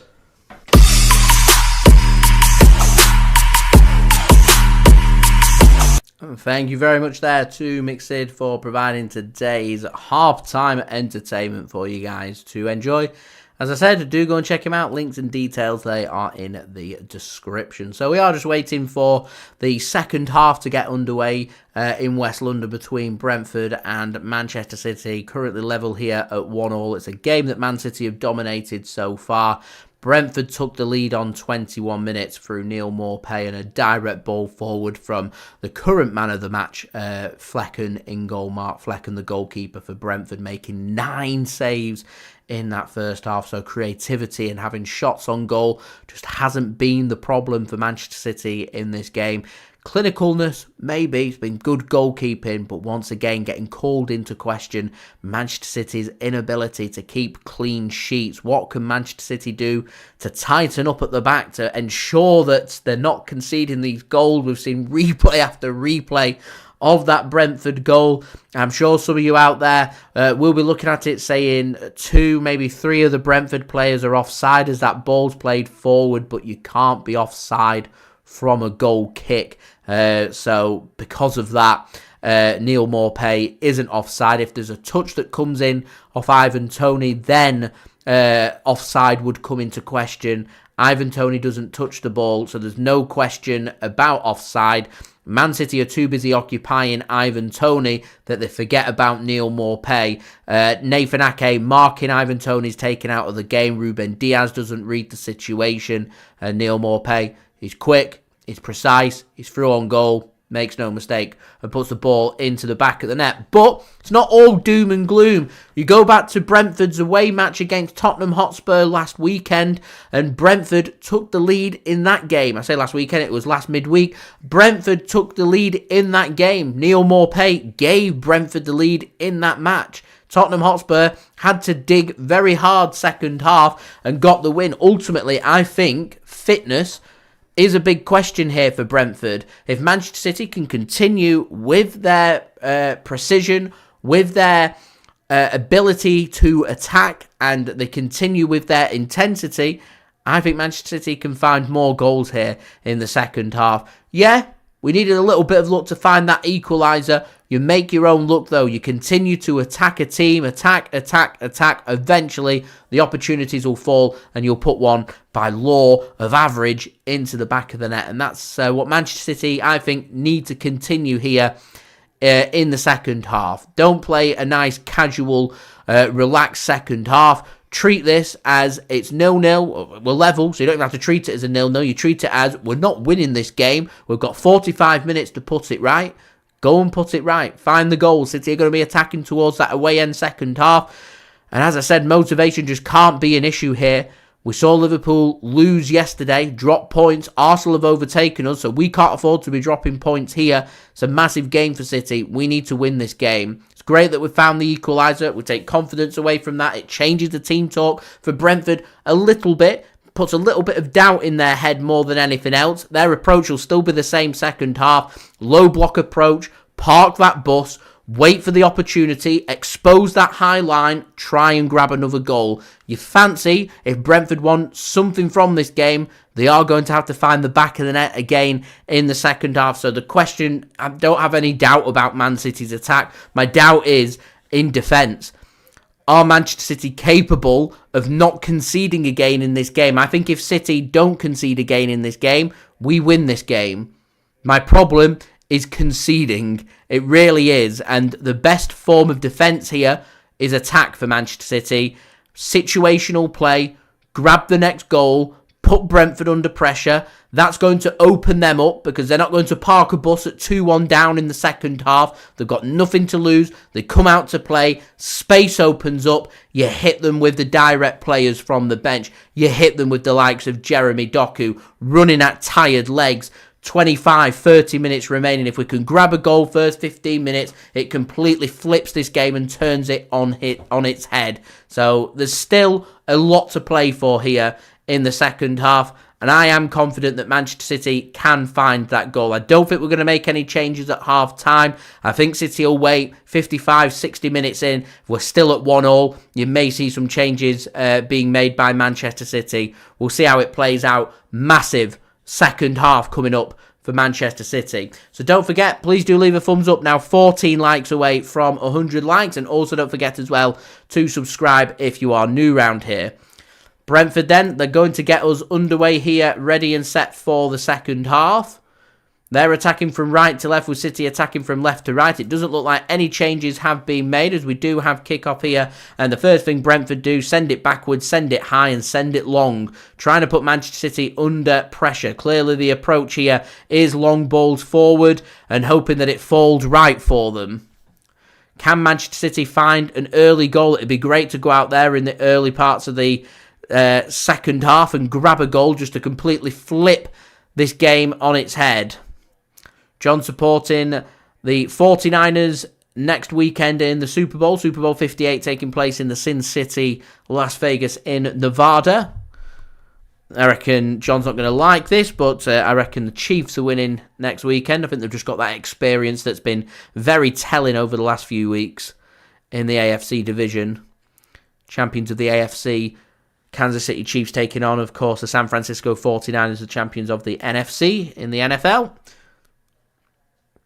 Here's Alvarez then. Can't find Kevin De Bruyne and Brentford can get it clear. Only as far as Bernardo Silva though. Here is Kyle Walker and already 1 minute in, Brentford now under pressure in the second half. Rodri to Bernardo. City doing quick exchanges of the ball. I wonder what the analysts have made of Man City's first half performance and what they're going to say to City that they need to change.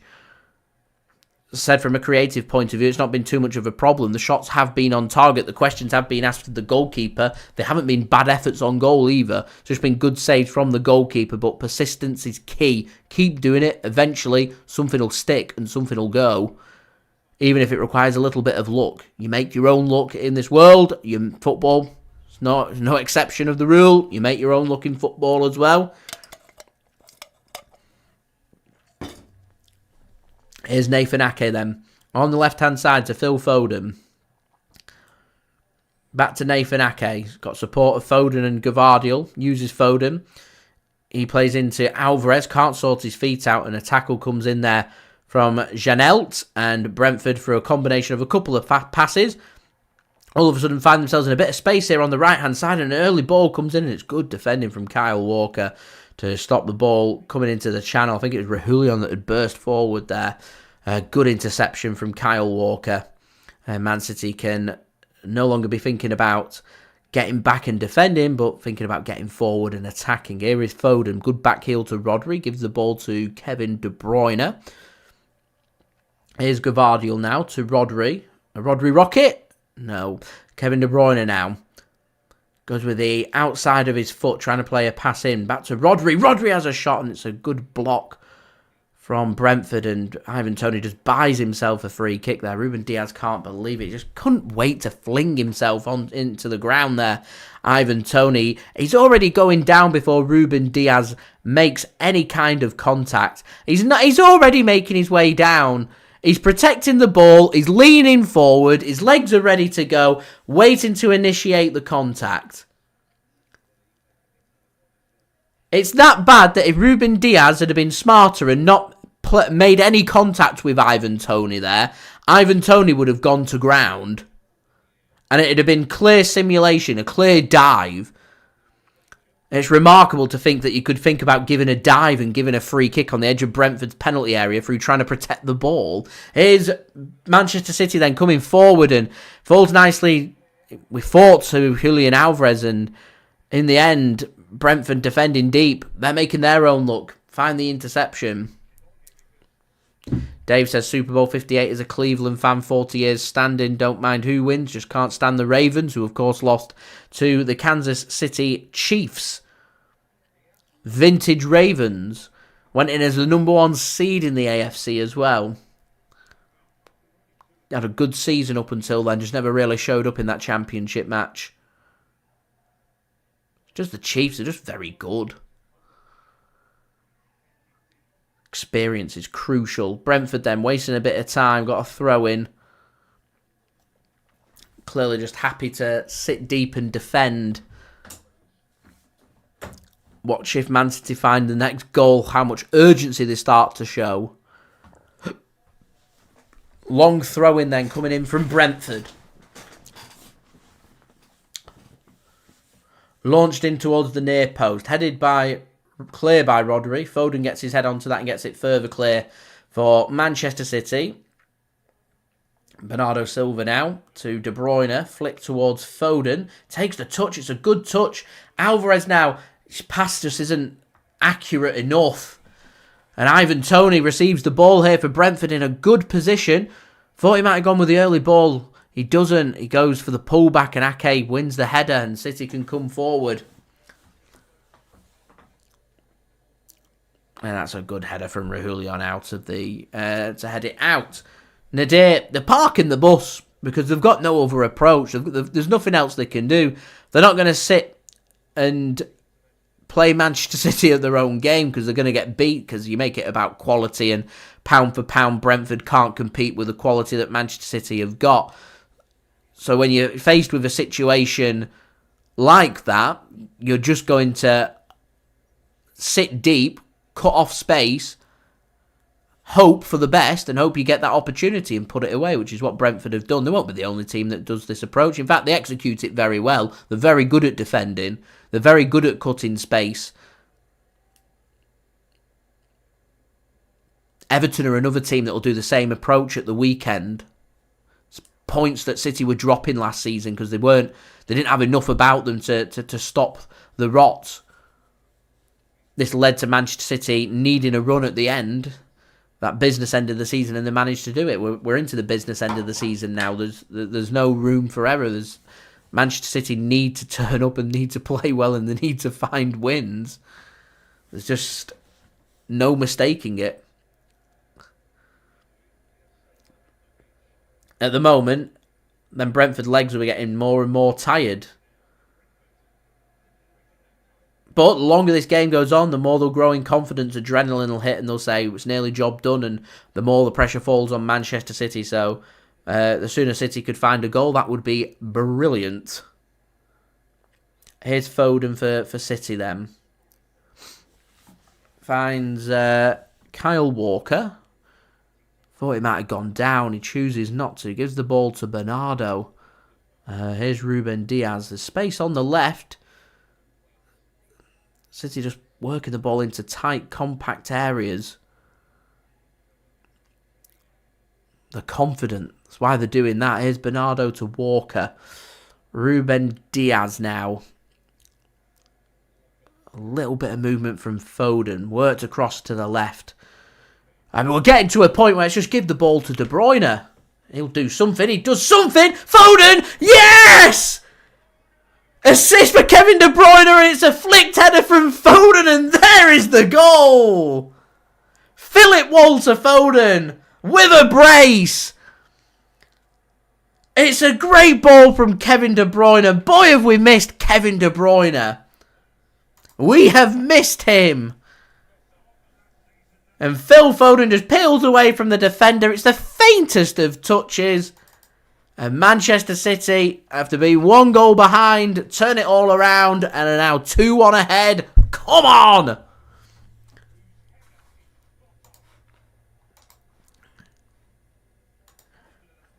He's onside. We don't have to worry about that. It's such a good header. And do you know what? Flecken, he's been brilliant. He gets a hand on it.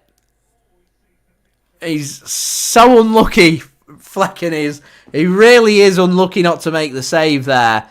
It's so precise from Foden. It's impossible to save, and Flecken nearly pulled it off. And Foden, repeat. Ooh! With the celebration, ×2 on a hat-trick. City lead by 2-1.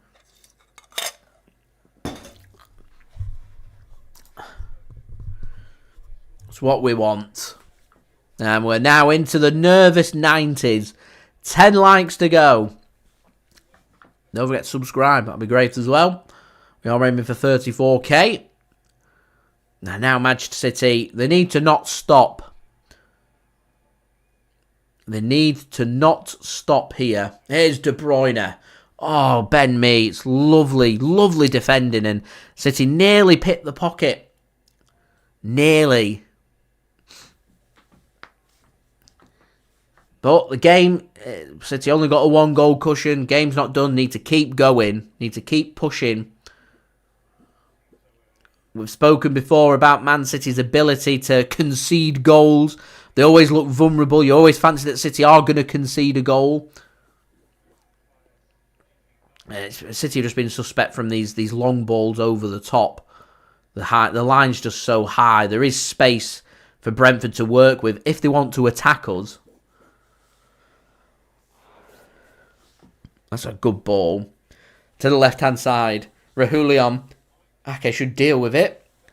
It half does, and not the best of efforts from Ruslev, and it's into the stands.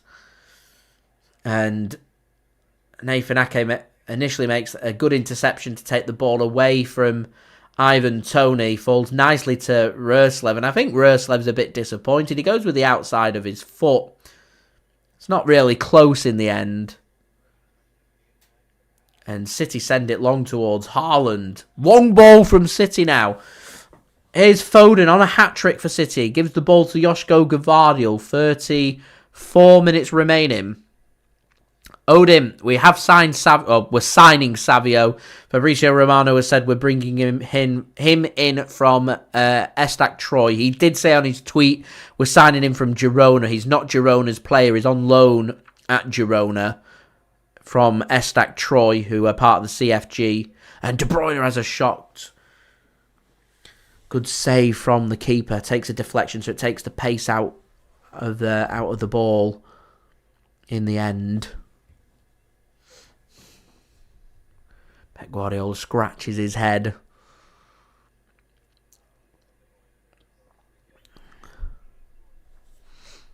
Manchester City fan, correct. Got the lead. Can't afford to be complacent. It's not over till it's over. Stu, prediction's still on. I'm going for 3-1 City, so mine's still on. Here's Foden. Goes with a low effort. A block comes in from Collins. Here's Ake then to Gvardiol. City now getting the pressure. City need to capitalise on this. Brentford are looking tired. They're sitting deep. They've got some good options from the bench. City need to keep pushing. Don't forget, anyway, 9 likes then to 100 likes. Any help towards that would be great. Do subscribe as well if you're new around here. Press that red button, press the bell, and put your push notifications on. Seamus confirms that Lissandro Martinez of Manchester United out for 8 weeks. We'll miss the Manchester derby. Here is Josko Gvardiol. Gives the ball to Nathan Ake. Gets support here from Kevin De Bruyne. Make Kyle Walker fancy another long-range effort. He's had his 1 for the game. Might he fancy 2?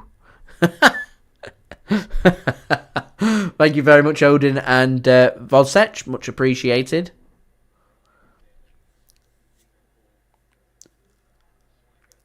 We're doing well with the likes. We are doing well. Here's KDB. He's got Bernardo Silva on the right-hand side. Walker's going to go first. Time, it's deep. Gvardiol looks to try and get on the end of that and gets a corner. I think City lucky with that. Get a corner. Weren't the best of balls in from Kyle Walker, really, was it? But we're not complaining. We are not complaining. I'll take a corner. Man City's urgency's just been taken away from the game. We're not running over, rushing out to have the corners.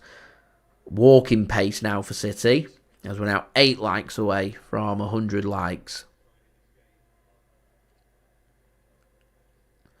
De Bruyne then to take for Manchester City. He's going to whip something in. City once again getting the players forward, going in towards a 6-yard box. Dealt with well by Brentford. They defended really well, Brentford, here in this game, and not the best of balls in from KDB, and Flecken more than a match for that, catches at his near post. As we're now 7 likes away from 100. Officially on the countdown now to 100 likes with just over half an hour remaining of this game. Here comes Brentford then. Game's just starting to open up a little bit. 6 likes to go. We're nearly there. 6 to go. And Brentford just starting to try a few more passes and just starting to push forward. Google says hello from Northern Ireland, much appreciated. I'll be in Northern Ireland actually in less than a month's time for a couple of days. Should be nice. First time in Northern Ireland. I've not been before. Ball comes forward to Ivan Toney, and Ruben Dias does enough, and a good challenge from Josko Gvardiol, but the ball's coming back. City give the ball away. Ruben Dias pulls his shorts up and goes across to Ake. Falls so nicely for Brentford, and somehow they don't find an effort on target. Ruben Dias finds the block. Norgaard it is with the effort.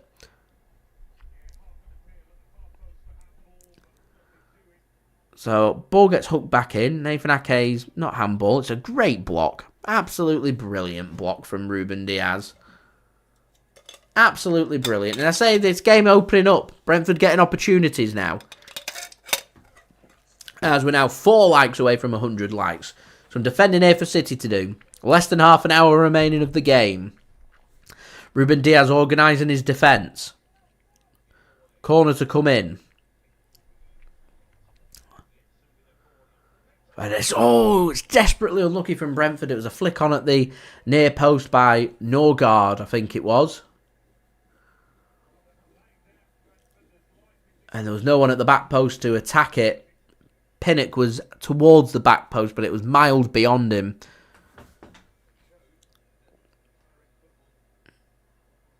And Nadir, I agree. I don't trust Man City not to concede again. I feel like our best way of defending this game is attacking. I really do. Find that third goal. That'll kill the confidence of Brentford. That's how I think City go in this game. Here's Gvardiol. And good pressing from Brentford and giving away from Rodri. Very un-Rodrigo-like, and good defending there from Foden. Out for another corner. More work for Manchester City to do then. 62 minutes in at the Gtech Community Stadium. It's Brentford 1, Manchester City 2, as we are now just 3 likes. 3 likes to go to 100 likes. So any help towards that would be much appreciated. More defending for City to do here from a Brentford corner. I wonder how long it's going to be before both teams start looking towards the bench here. Reguilon to take this corner on the 6-yard area. And it's a good, really good block comes in from Josko Gvardiol. It was good defending from Nathan Ake. It falls to the back post. And Gvardiol's there to make a really important interception for Manchester City. City just need to try and get a bit of possession and slow this game down a little bit. Try and get a bit of control. Because at the moment they haven't got it. This is all Brentford right now.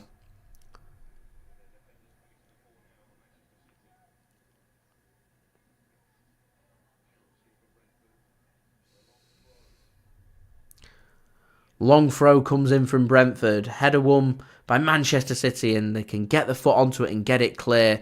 Could do it just buying a free kick or doing something just to take the pressure off the team. Brentford come forward again. That's good work from Gvardiol. Erling Haaland's thinking about attacking here. I want City to slow this down, as we're now just 1 like away from 100 likes. Mixin says, hate that name. Which name are you on about? Here's Rodri. Who wants to be the 100th like then on today's live stream? Who wants the honour? Here is Foden.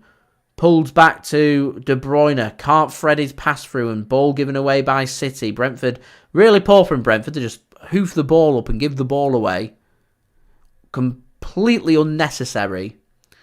Could have had a bit of possession there. They were putting Manchester City under pressure. Doesn't happen. City can come forward. Here is Ake. Gives the ball to KDB once more here on the left-hand side. And City just looking to try and take the sting out of the game. Here is Rodri. Here is Rodri! And shot goes straight in at Flecken in goal for Brentford today. And City just looking to try and get that killer 2-goal cushion. That third goal. That illustrious third goal that might just kill off this Brentford resistance. Because this has been hard work. Mixin says he doesn't like Gtech. The Gtech Community Stadium.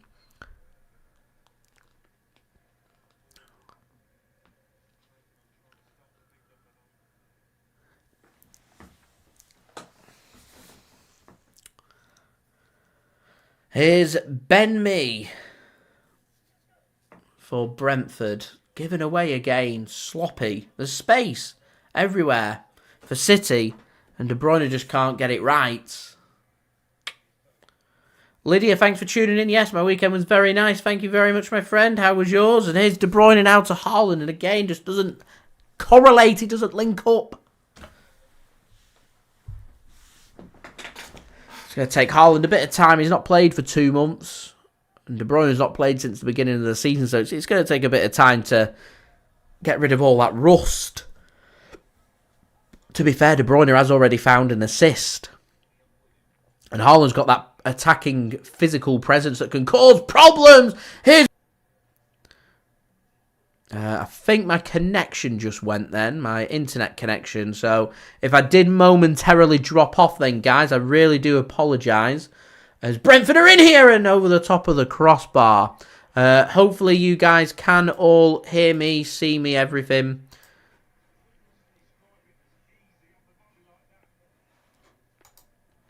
Hopefully you can all see me, hear me, and everything's okay.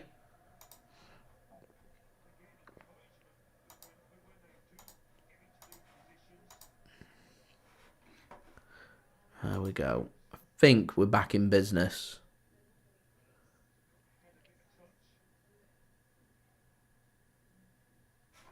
I don't get what's happening.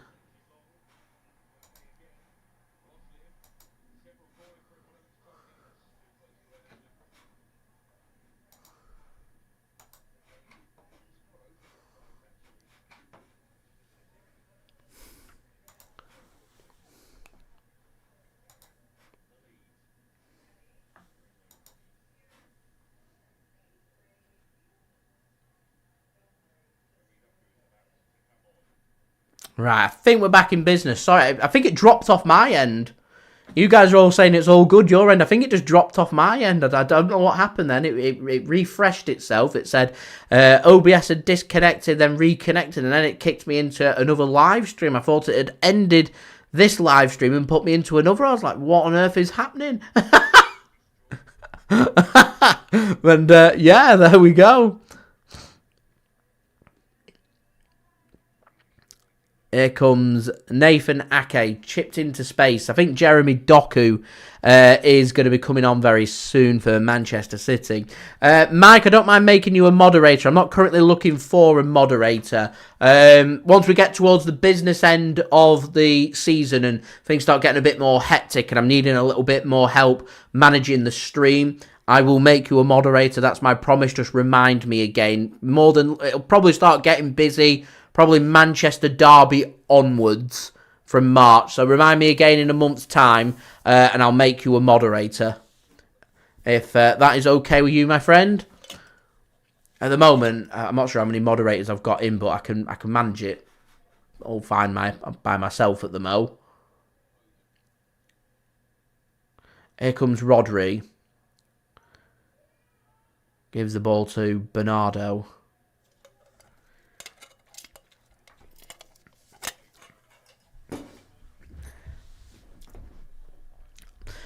No problem, Mike. Top of the list. Here is Alvarez. To Foden. Back to Alvarez. It clips off his heels. Falls nicely to Josko. Cross comes in towards Haaland. And Reguilon just collects that one for Brentford. And they can think about the counter-attack. City need to be careful. Is Ben Mee. Sent long. Only as far as Foden. Good interception here. And City. Brentford just keep giving the ball away. It's causing problems for them. It really is. They just can't get any fluid play. And here's Foden. Foden. Hat-trick time. Phil Foden. Brilliant finish for Manchester City. Brilliant finish for Foden. And he has a hat-trick. Phil Foden. What a player. Single-handedly bringing Manchester City into second place and sending Manchester City on their way for a massive, massive 3 points. And it's all about the timing of the run.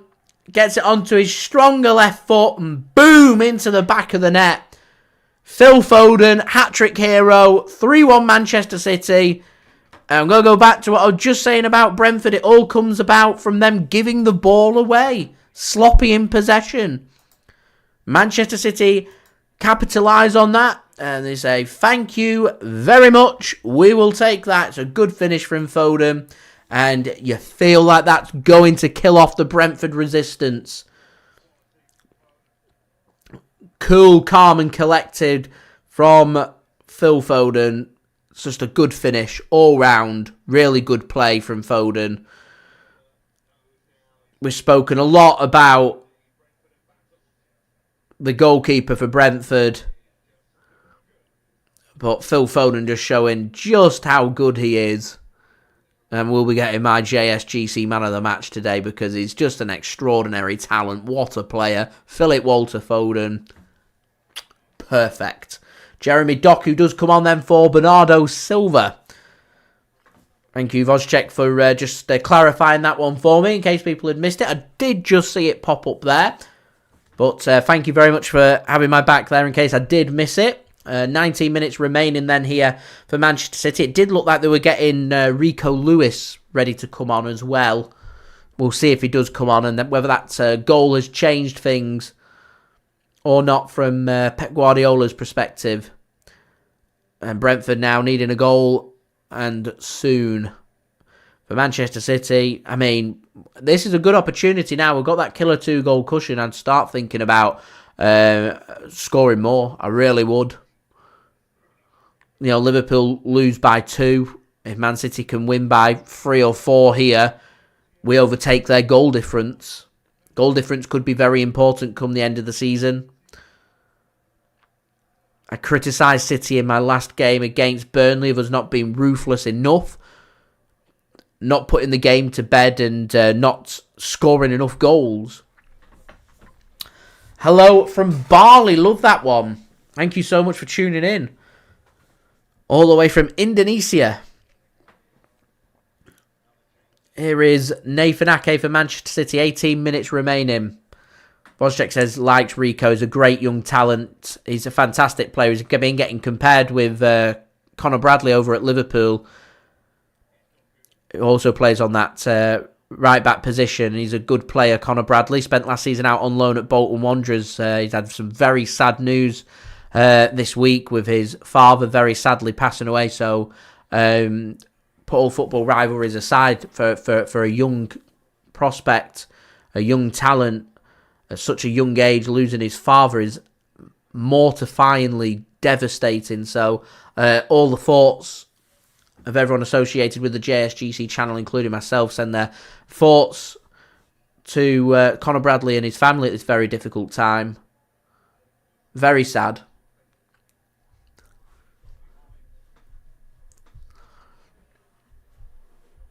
Manchester City fan says, still worried. I wouldn't worry about them 115 charges. Worry about them once we find out what is going to happen because of them. Till then, don't worry about them. It could just be a very stressful case of smoke and mirrors being played. Nadir, what do I think will happen with Savio? Do I think he'll be sent out on loan or stay? I think the two things City can do with him is either give him pre-season, see how he does. Sources close to Girona are saying they want him for another season. So I imagine City will probably be tempted to loan him and keep him at Girona if he's settled and he's doing very well there. It would just simply be, the difference is, his contract reads he's a Manchester City player, not an Estac Troy player.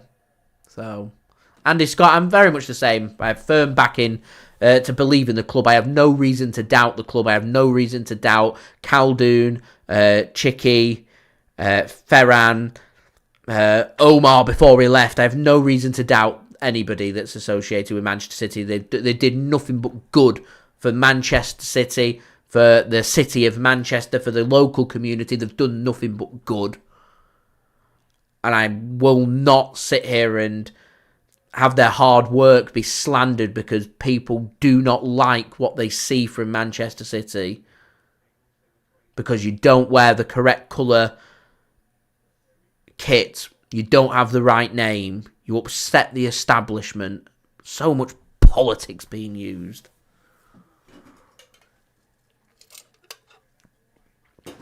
Cash Lord, yes, very correct. It's also received some very sad news coming out in the last hour or two from the United Kingdom as well, with King Charles being diagnosed with cancer. They've not released full information on his Doku, just into a good space and cleared by Brentford. Yeah, they've not released any information on his cancer diagnosis. All they've said is King Charles is going through treatment for his cancer, so wishing him a speedy recovery.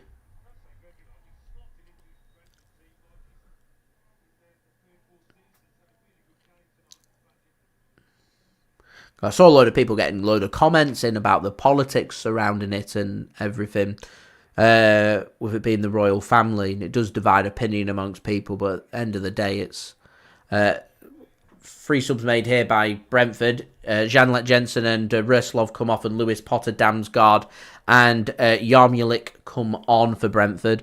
Yeah, at the end of the day, he is a person who's been today diagnosed with cancer, and it's absolutely devastating. As somebody who's felt the effects on the family of cancer, it's a very tough, very difficult situation to deal with, regardless of what family you're part of.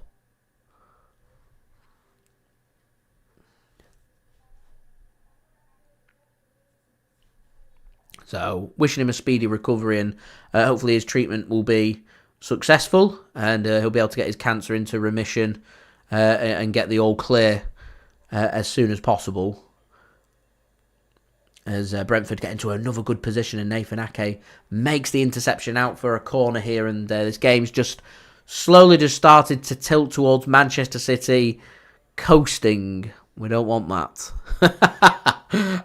Andy says that the world is blue. I'm just on Diet Coke.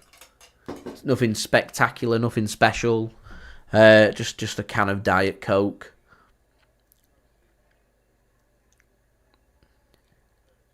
Here's a corner for Brentford, defending here for City to do. Ruben Dias once again pulling his shorts right up, showing the full length of his legs as the header comes in there from Norgaard, and Ederson makes the save. Clean header from Norgaard. Straight to Ederson is the problem.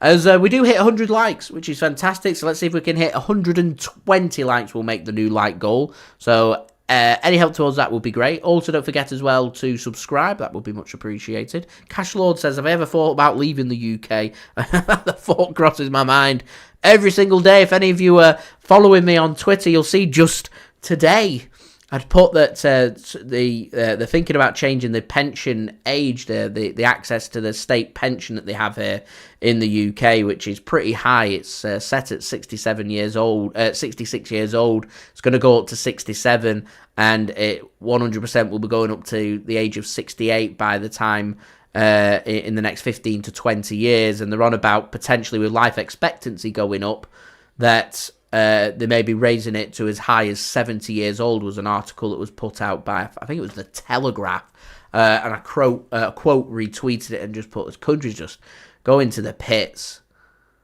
70 years old to work till before you can retire. Just mental, absolutely mental.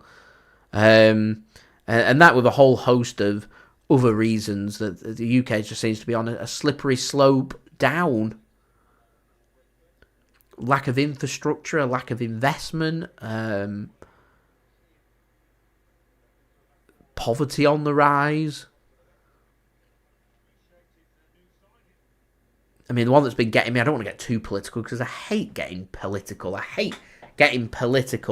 But one thing that frustrates me more than anything else is the laws that they have here.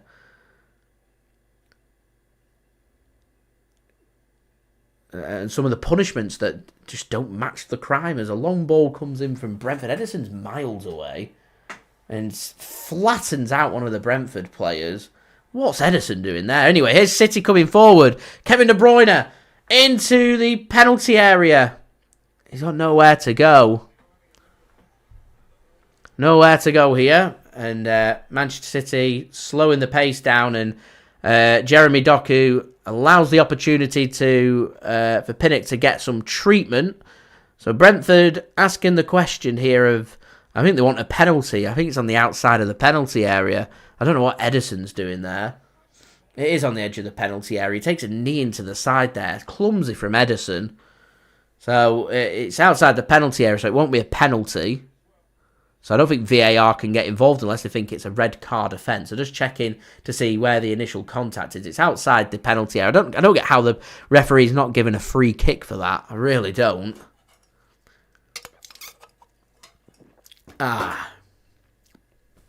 Lydia says, come to the Netherlands. Netherlands or Belgium. Visited both countries, both very nice countries. Brexit's seen the end of anyone from the United Kingdom heading out on a permanent basis on any kind of visa, unfortunately. I fancy a bit of sunshine. I did seriously contemplate Australia on a working visa late last year, but it's just so expensive to get over there, and the things that I want to get out of life and things to do, it's just so expensive that kind of put that on the down low for now, and instead just got around to booking some trips.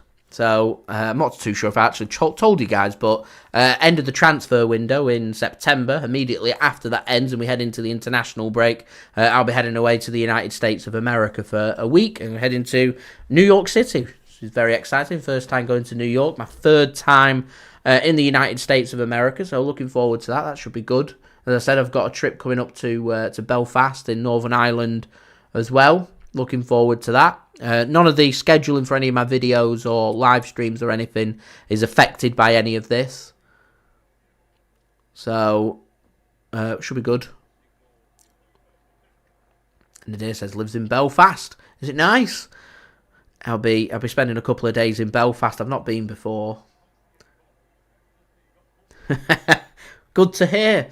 Good to hear. That would be welcome. Andy, I'm not getting involved in politics, so I'm not going to speak about the Tories, but some of the decisions that are being made, I think, are rightfully being criticised.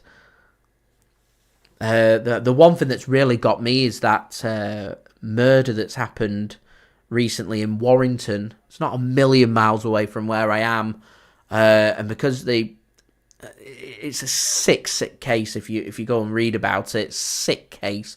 Because the two people that have done it are aged 15 and 16 years old, they're classed as minors, so they've received a smaller sentence. And you read about the case, and the more you read about it, the more you hear about it, the more evidence that you see on it. It's just absolutely horrific, and they're facing a case with good behaviour that the people that have committed it, by the time they get into the 30s, will be will be allowed out of prison. It blows my mind. Is of course a minimum sentence, so they do have to serve at least 15 years. But the crime that you read about it and you just think it's terrible.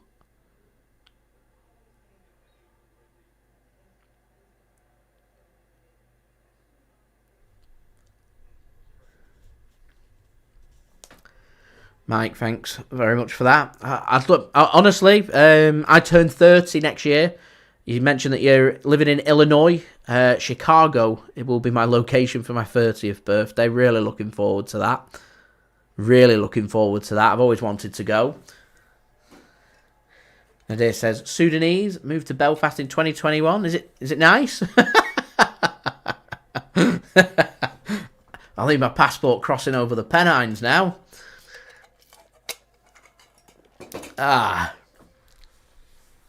John, I like that. No problems with Norgaard.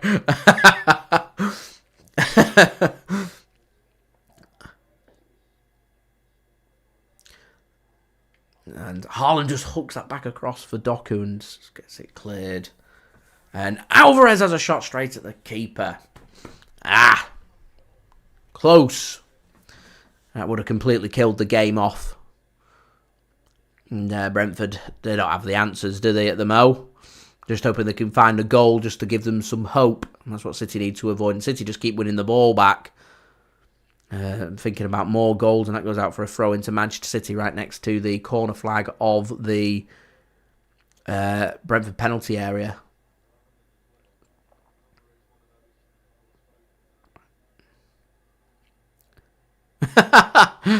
Cruise ship up to 40 minutes from Chicago. Love that one. There won't be any live streams. My birthday falls in July, so it'll be during transfer season is when my 30th will fall. I don't think Mrs. JSGC will appreciate if I'm doing videos and everything when I'm meant to be out relaxing and not doing anything.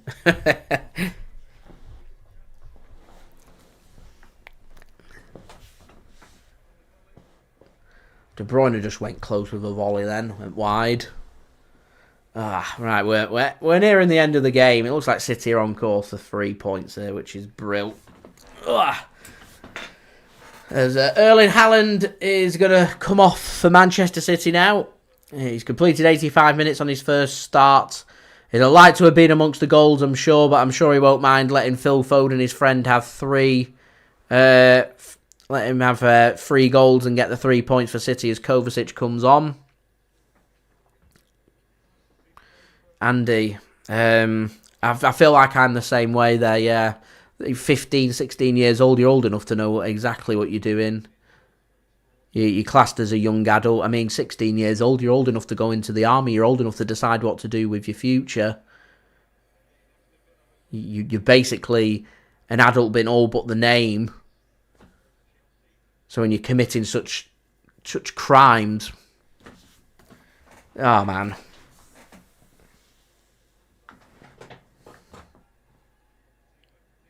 Honestly, it made me sick to my stomach reading about it. Horrible.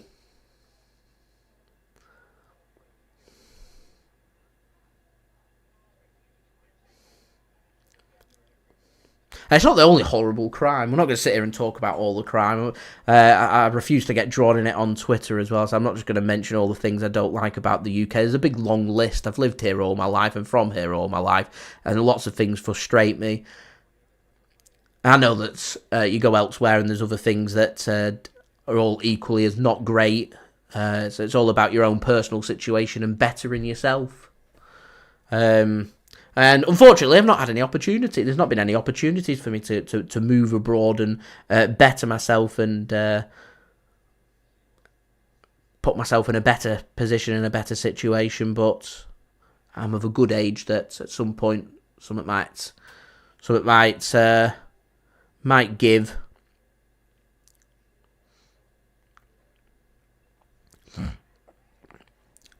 Here's Ruben Dias coming forward for City.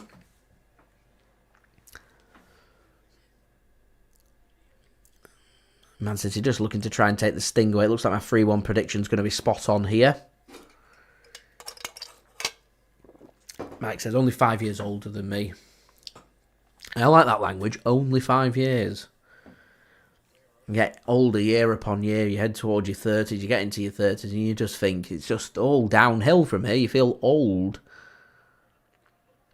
It only seems like yesterday that it was, in the 90s, and things were so different. Things were so different. And it weren't that long ago.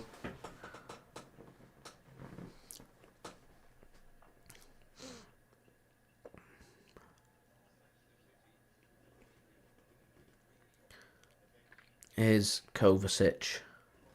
Mike, you spot on, my friend. Every country has its ups and downs. There's bonuses to being everywhere. There's people out there who are in far worse positions than I am that they would say I have no right to moan about it. And so it's all about wanting to improve your own situation.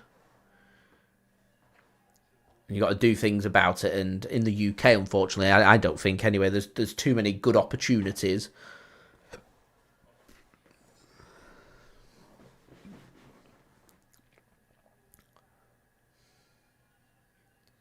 I mean, one of the worst things about the UK is the weather. The weather's horrific. I need some vitamin D in my life. I went out the other day, went to put my glove on because it was cold. A few weeks ago when it was bloody Baltic. I went to put my glove on and looked at my hand and just thought, wow, I am pale.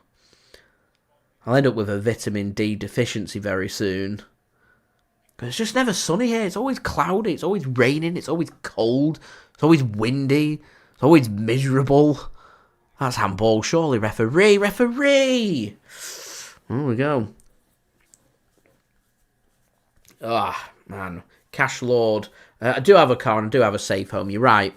Standard of driving in the UK is not fantastic. I was reading from an outsider's point of view. Very interesting. About the standard of driving in the United Kingdom from somebody who's not from here. And how different it is because, of course, we have left-hand drive. So we drive on the right-hand side of the car, but we drive on the left-hand side of the road, which is a lot different to a lot of other places around the world. Mainland Europe, United States of America, they all drive on the opposite side to what we drive. So it can be a bit confusing. And some of the road infrastructure, the road signage and stuff, it's poor. The standard of driving of some drivers is inept.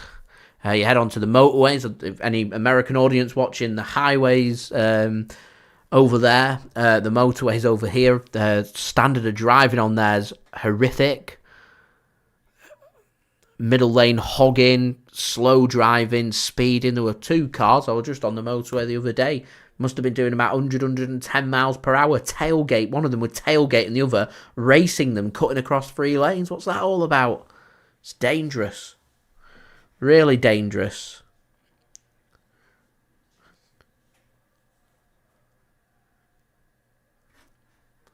Anyway, 5 minutes added on.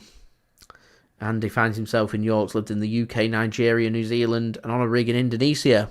It's out of interest, which place was the best?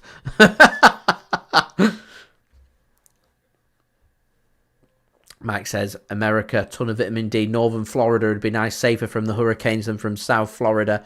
I've always said if I had managed to get hold of a green card, me and Mrs. JSGC love Orlando.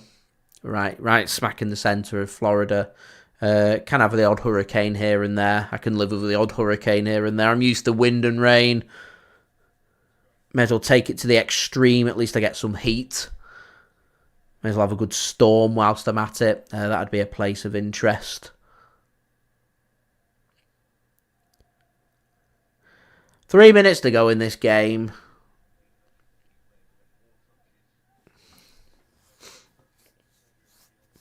Here comes Jeremy Doku to Kyle Walker.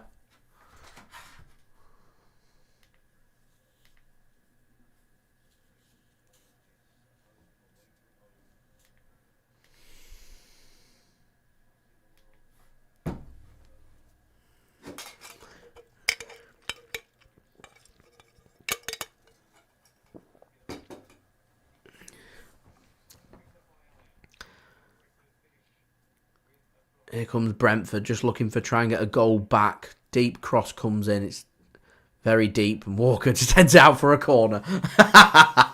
Heads it out for a corner. Great. Fabulous. Just what we wanted. Corner Brentford then. 2 minutes remaining. A little bit more defensive work for City to do. I think it's important City just try and hold on to the 2-goal cushion that we've got, the 2-goal lead. We'll take the 3 points. We'll take a bit of a gain on Liverpool in terms of points and on goal difference. It's the perfect weekend for Manchester City. The perfect weekend. Odin, no problem. Thanks for tuning in. Much appreciated. Do hope you are well. I think I'm going to end the stream on the full-time whistle. So I'm very quickly just going to go through my promo stuff in the presumption that not much is going to happen here. Since Haaland's gone off and Kovacic has come on, it's just the sting of the game's just been taken away, but I don't mind. It's 3 points, and that's all that matters at this point in the season, isn't it? So I'm spot on with my score prediction, 3-1. I said City continue how they're playing, they'll get the goals and they'll win the game, and here we are. I'm happy with that. So if you are enjoying the content, please do subscribe to my channel. That would be much appreciated. Also, don't forget social media links. They're in the description if you want to go and follow me on my Twitter, Instagram, and TikTok. Email also in the description too if you want to hit me up for any sponsorships for any videos or any general business inquiries. Also, don't forget to get your thoughts in the live chat. Thank you very much to Odin for tuning in. So Sika, Mixid, Julia, John, Seamus. Thank you so much, everybody. Much appreciated. And everybody else that has interacted with me today. Also, don't forget to leave a thumbs up. We're on that push now to 120 likes, 15 to go. Can we hit it in the post-production? Any help towards that would be much appreciated. Lydia, Tom, Keith, thank you so much for that. Much appreciated. Thank you, everybody, for tuning in. Very quickly, just going to go through the stats for this game as we've got 10 seconds left of this match. So Manchester City on course for the 3 points. City with 72% possession, 25 shots, 15 on target, 3 goals. We're happy with that. Flecken making in the end 12 shots. Remarkable that.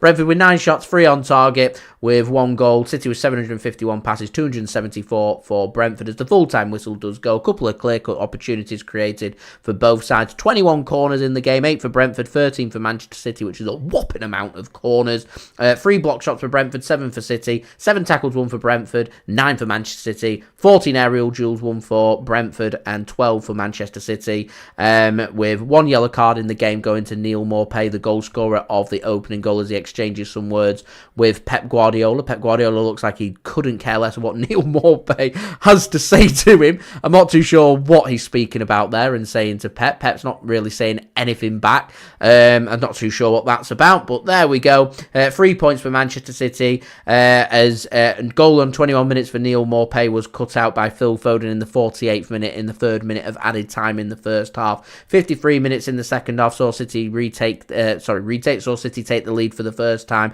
before going on to seal the deal with a Phil Foden hat-trick on 70 minutes. It does mean that Manchester City now go level on points with Arsenal. City go into second ahead of Arsenal on 4 goal difference. We have a game in hand on Arsenal. We have a game in hand on Liverpool as well. We are 2 points behind Liverpool with a 1 goal difference behind them, with us also having that game in hand. City's next game taking on Everton on Saturday. It's the early kickoff here in the UK, 12:30 PM GMT, so I will be live at 12 PM for that game for you guys to enjoy. We've got Champions League action returning next Tuesday in City's away game in Denmark against Copenhagen. We've also got games against Chelsea, against AFC Bournemouth, and of course that big match against Brentford with our game in hand taking place on the 20th of February. So I will see you all for that. Got loads of live watch-alongs to enjoy. So do stay tuned for that. I will have my match reaction, match analysis, and match review of this game up within the hour for you guys to enjoy.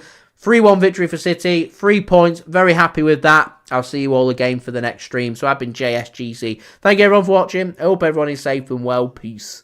Ciao for now.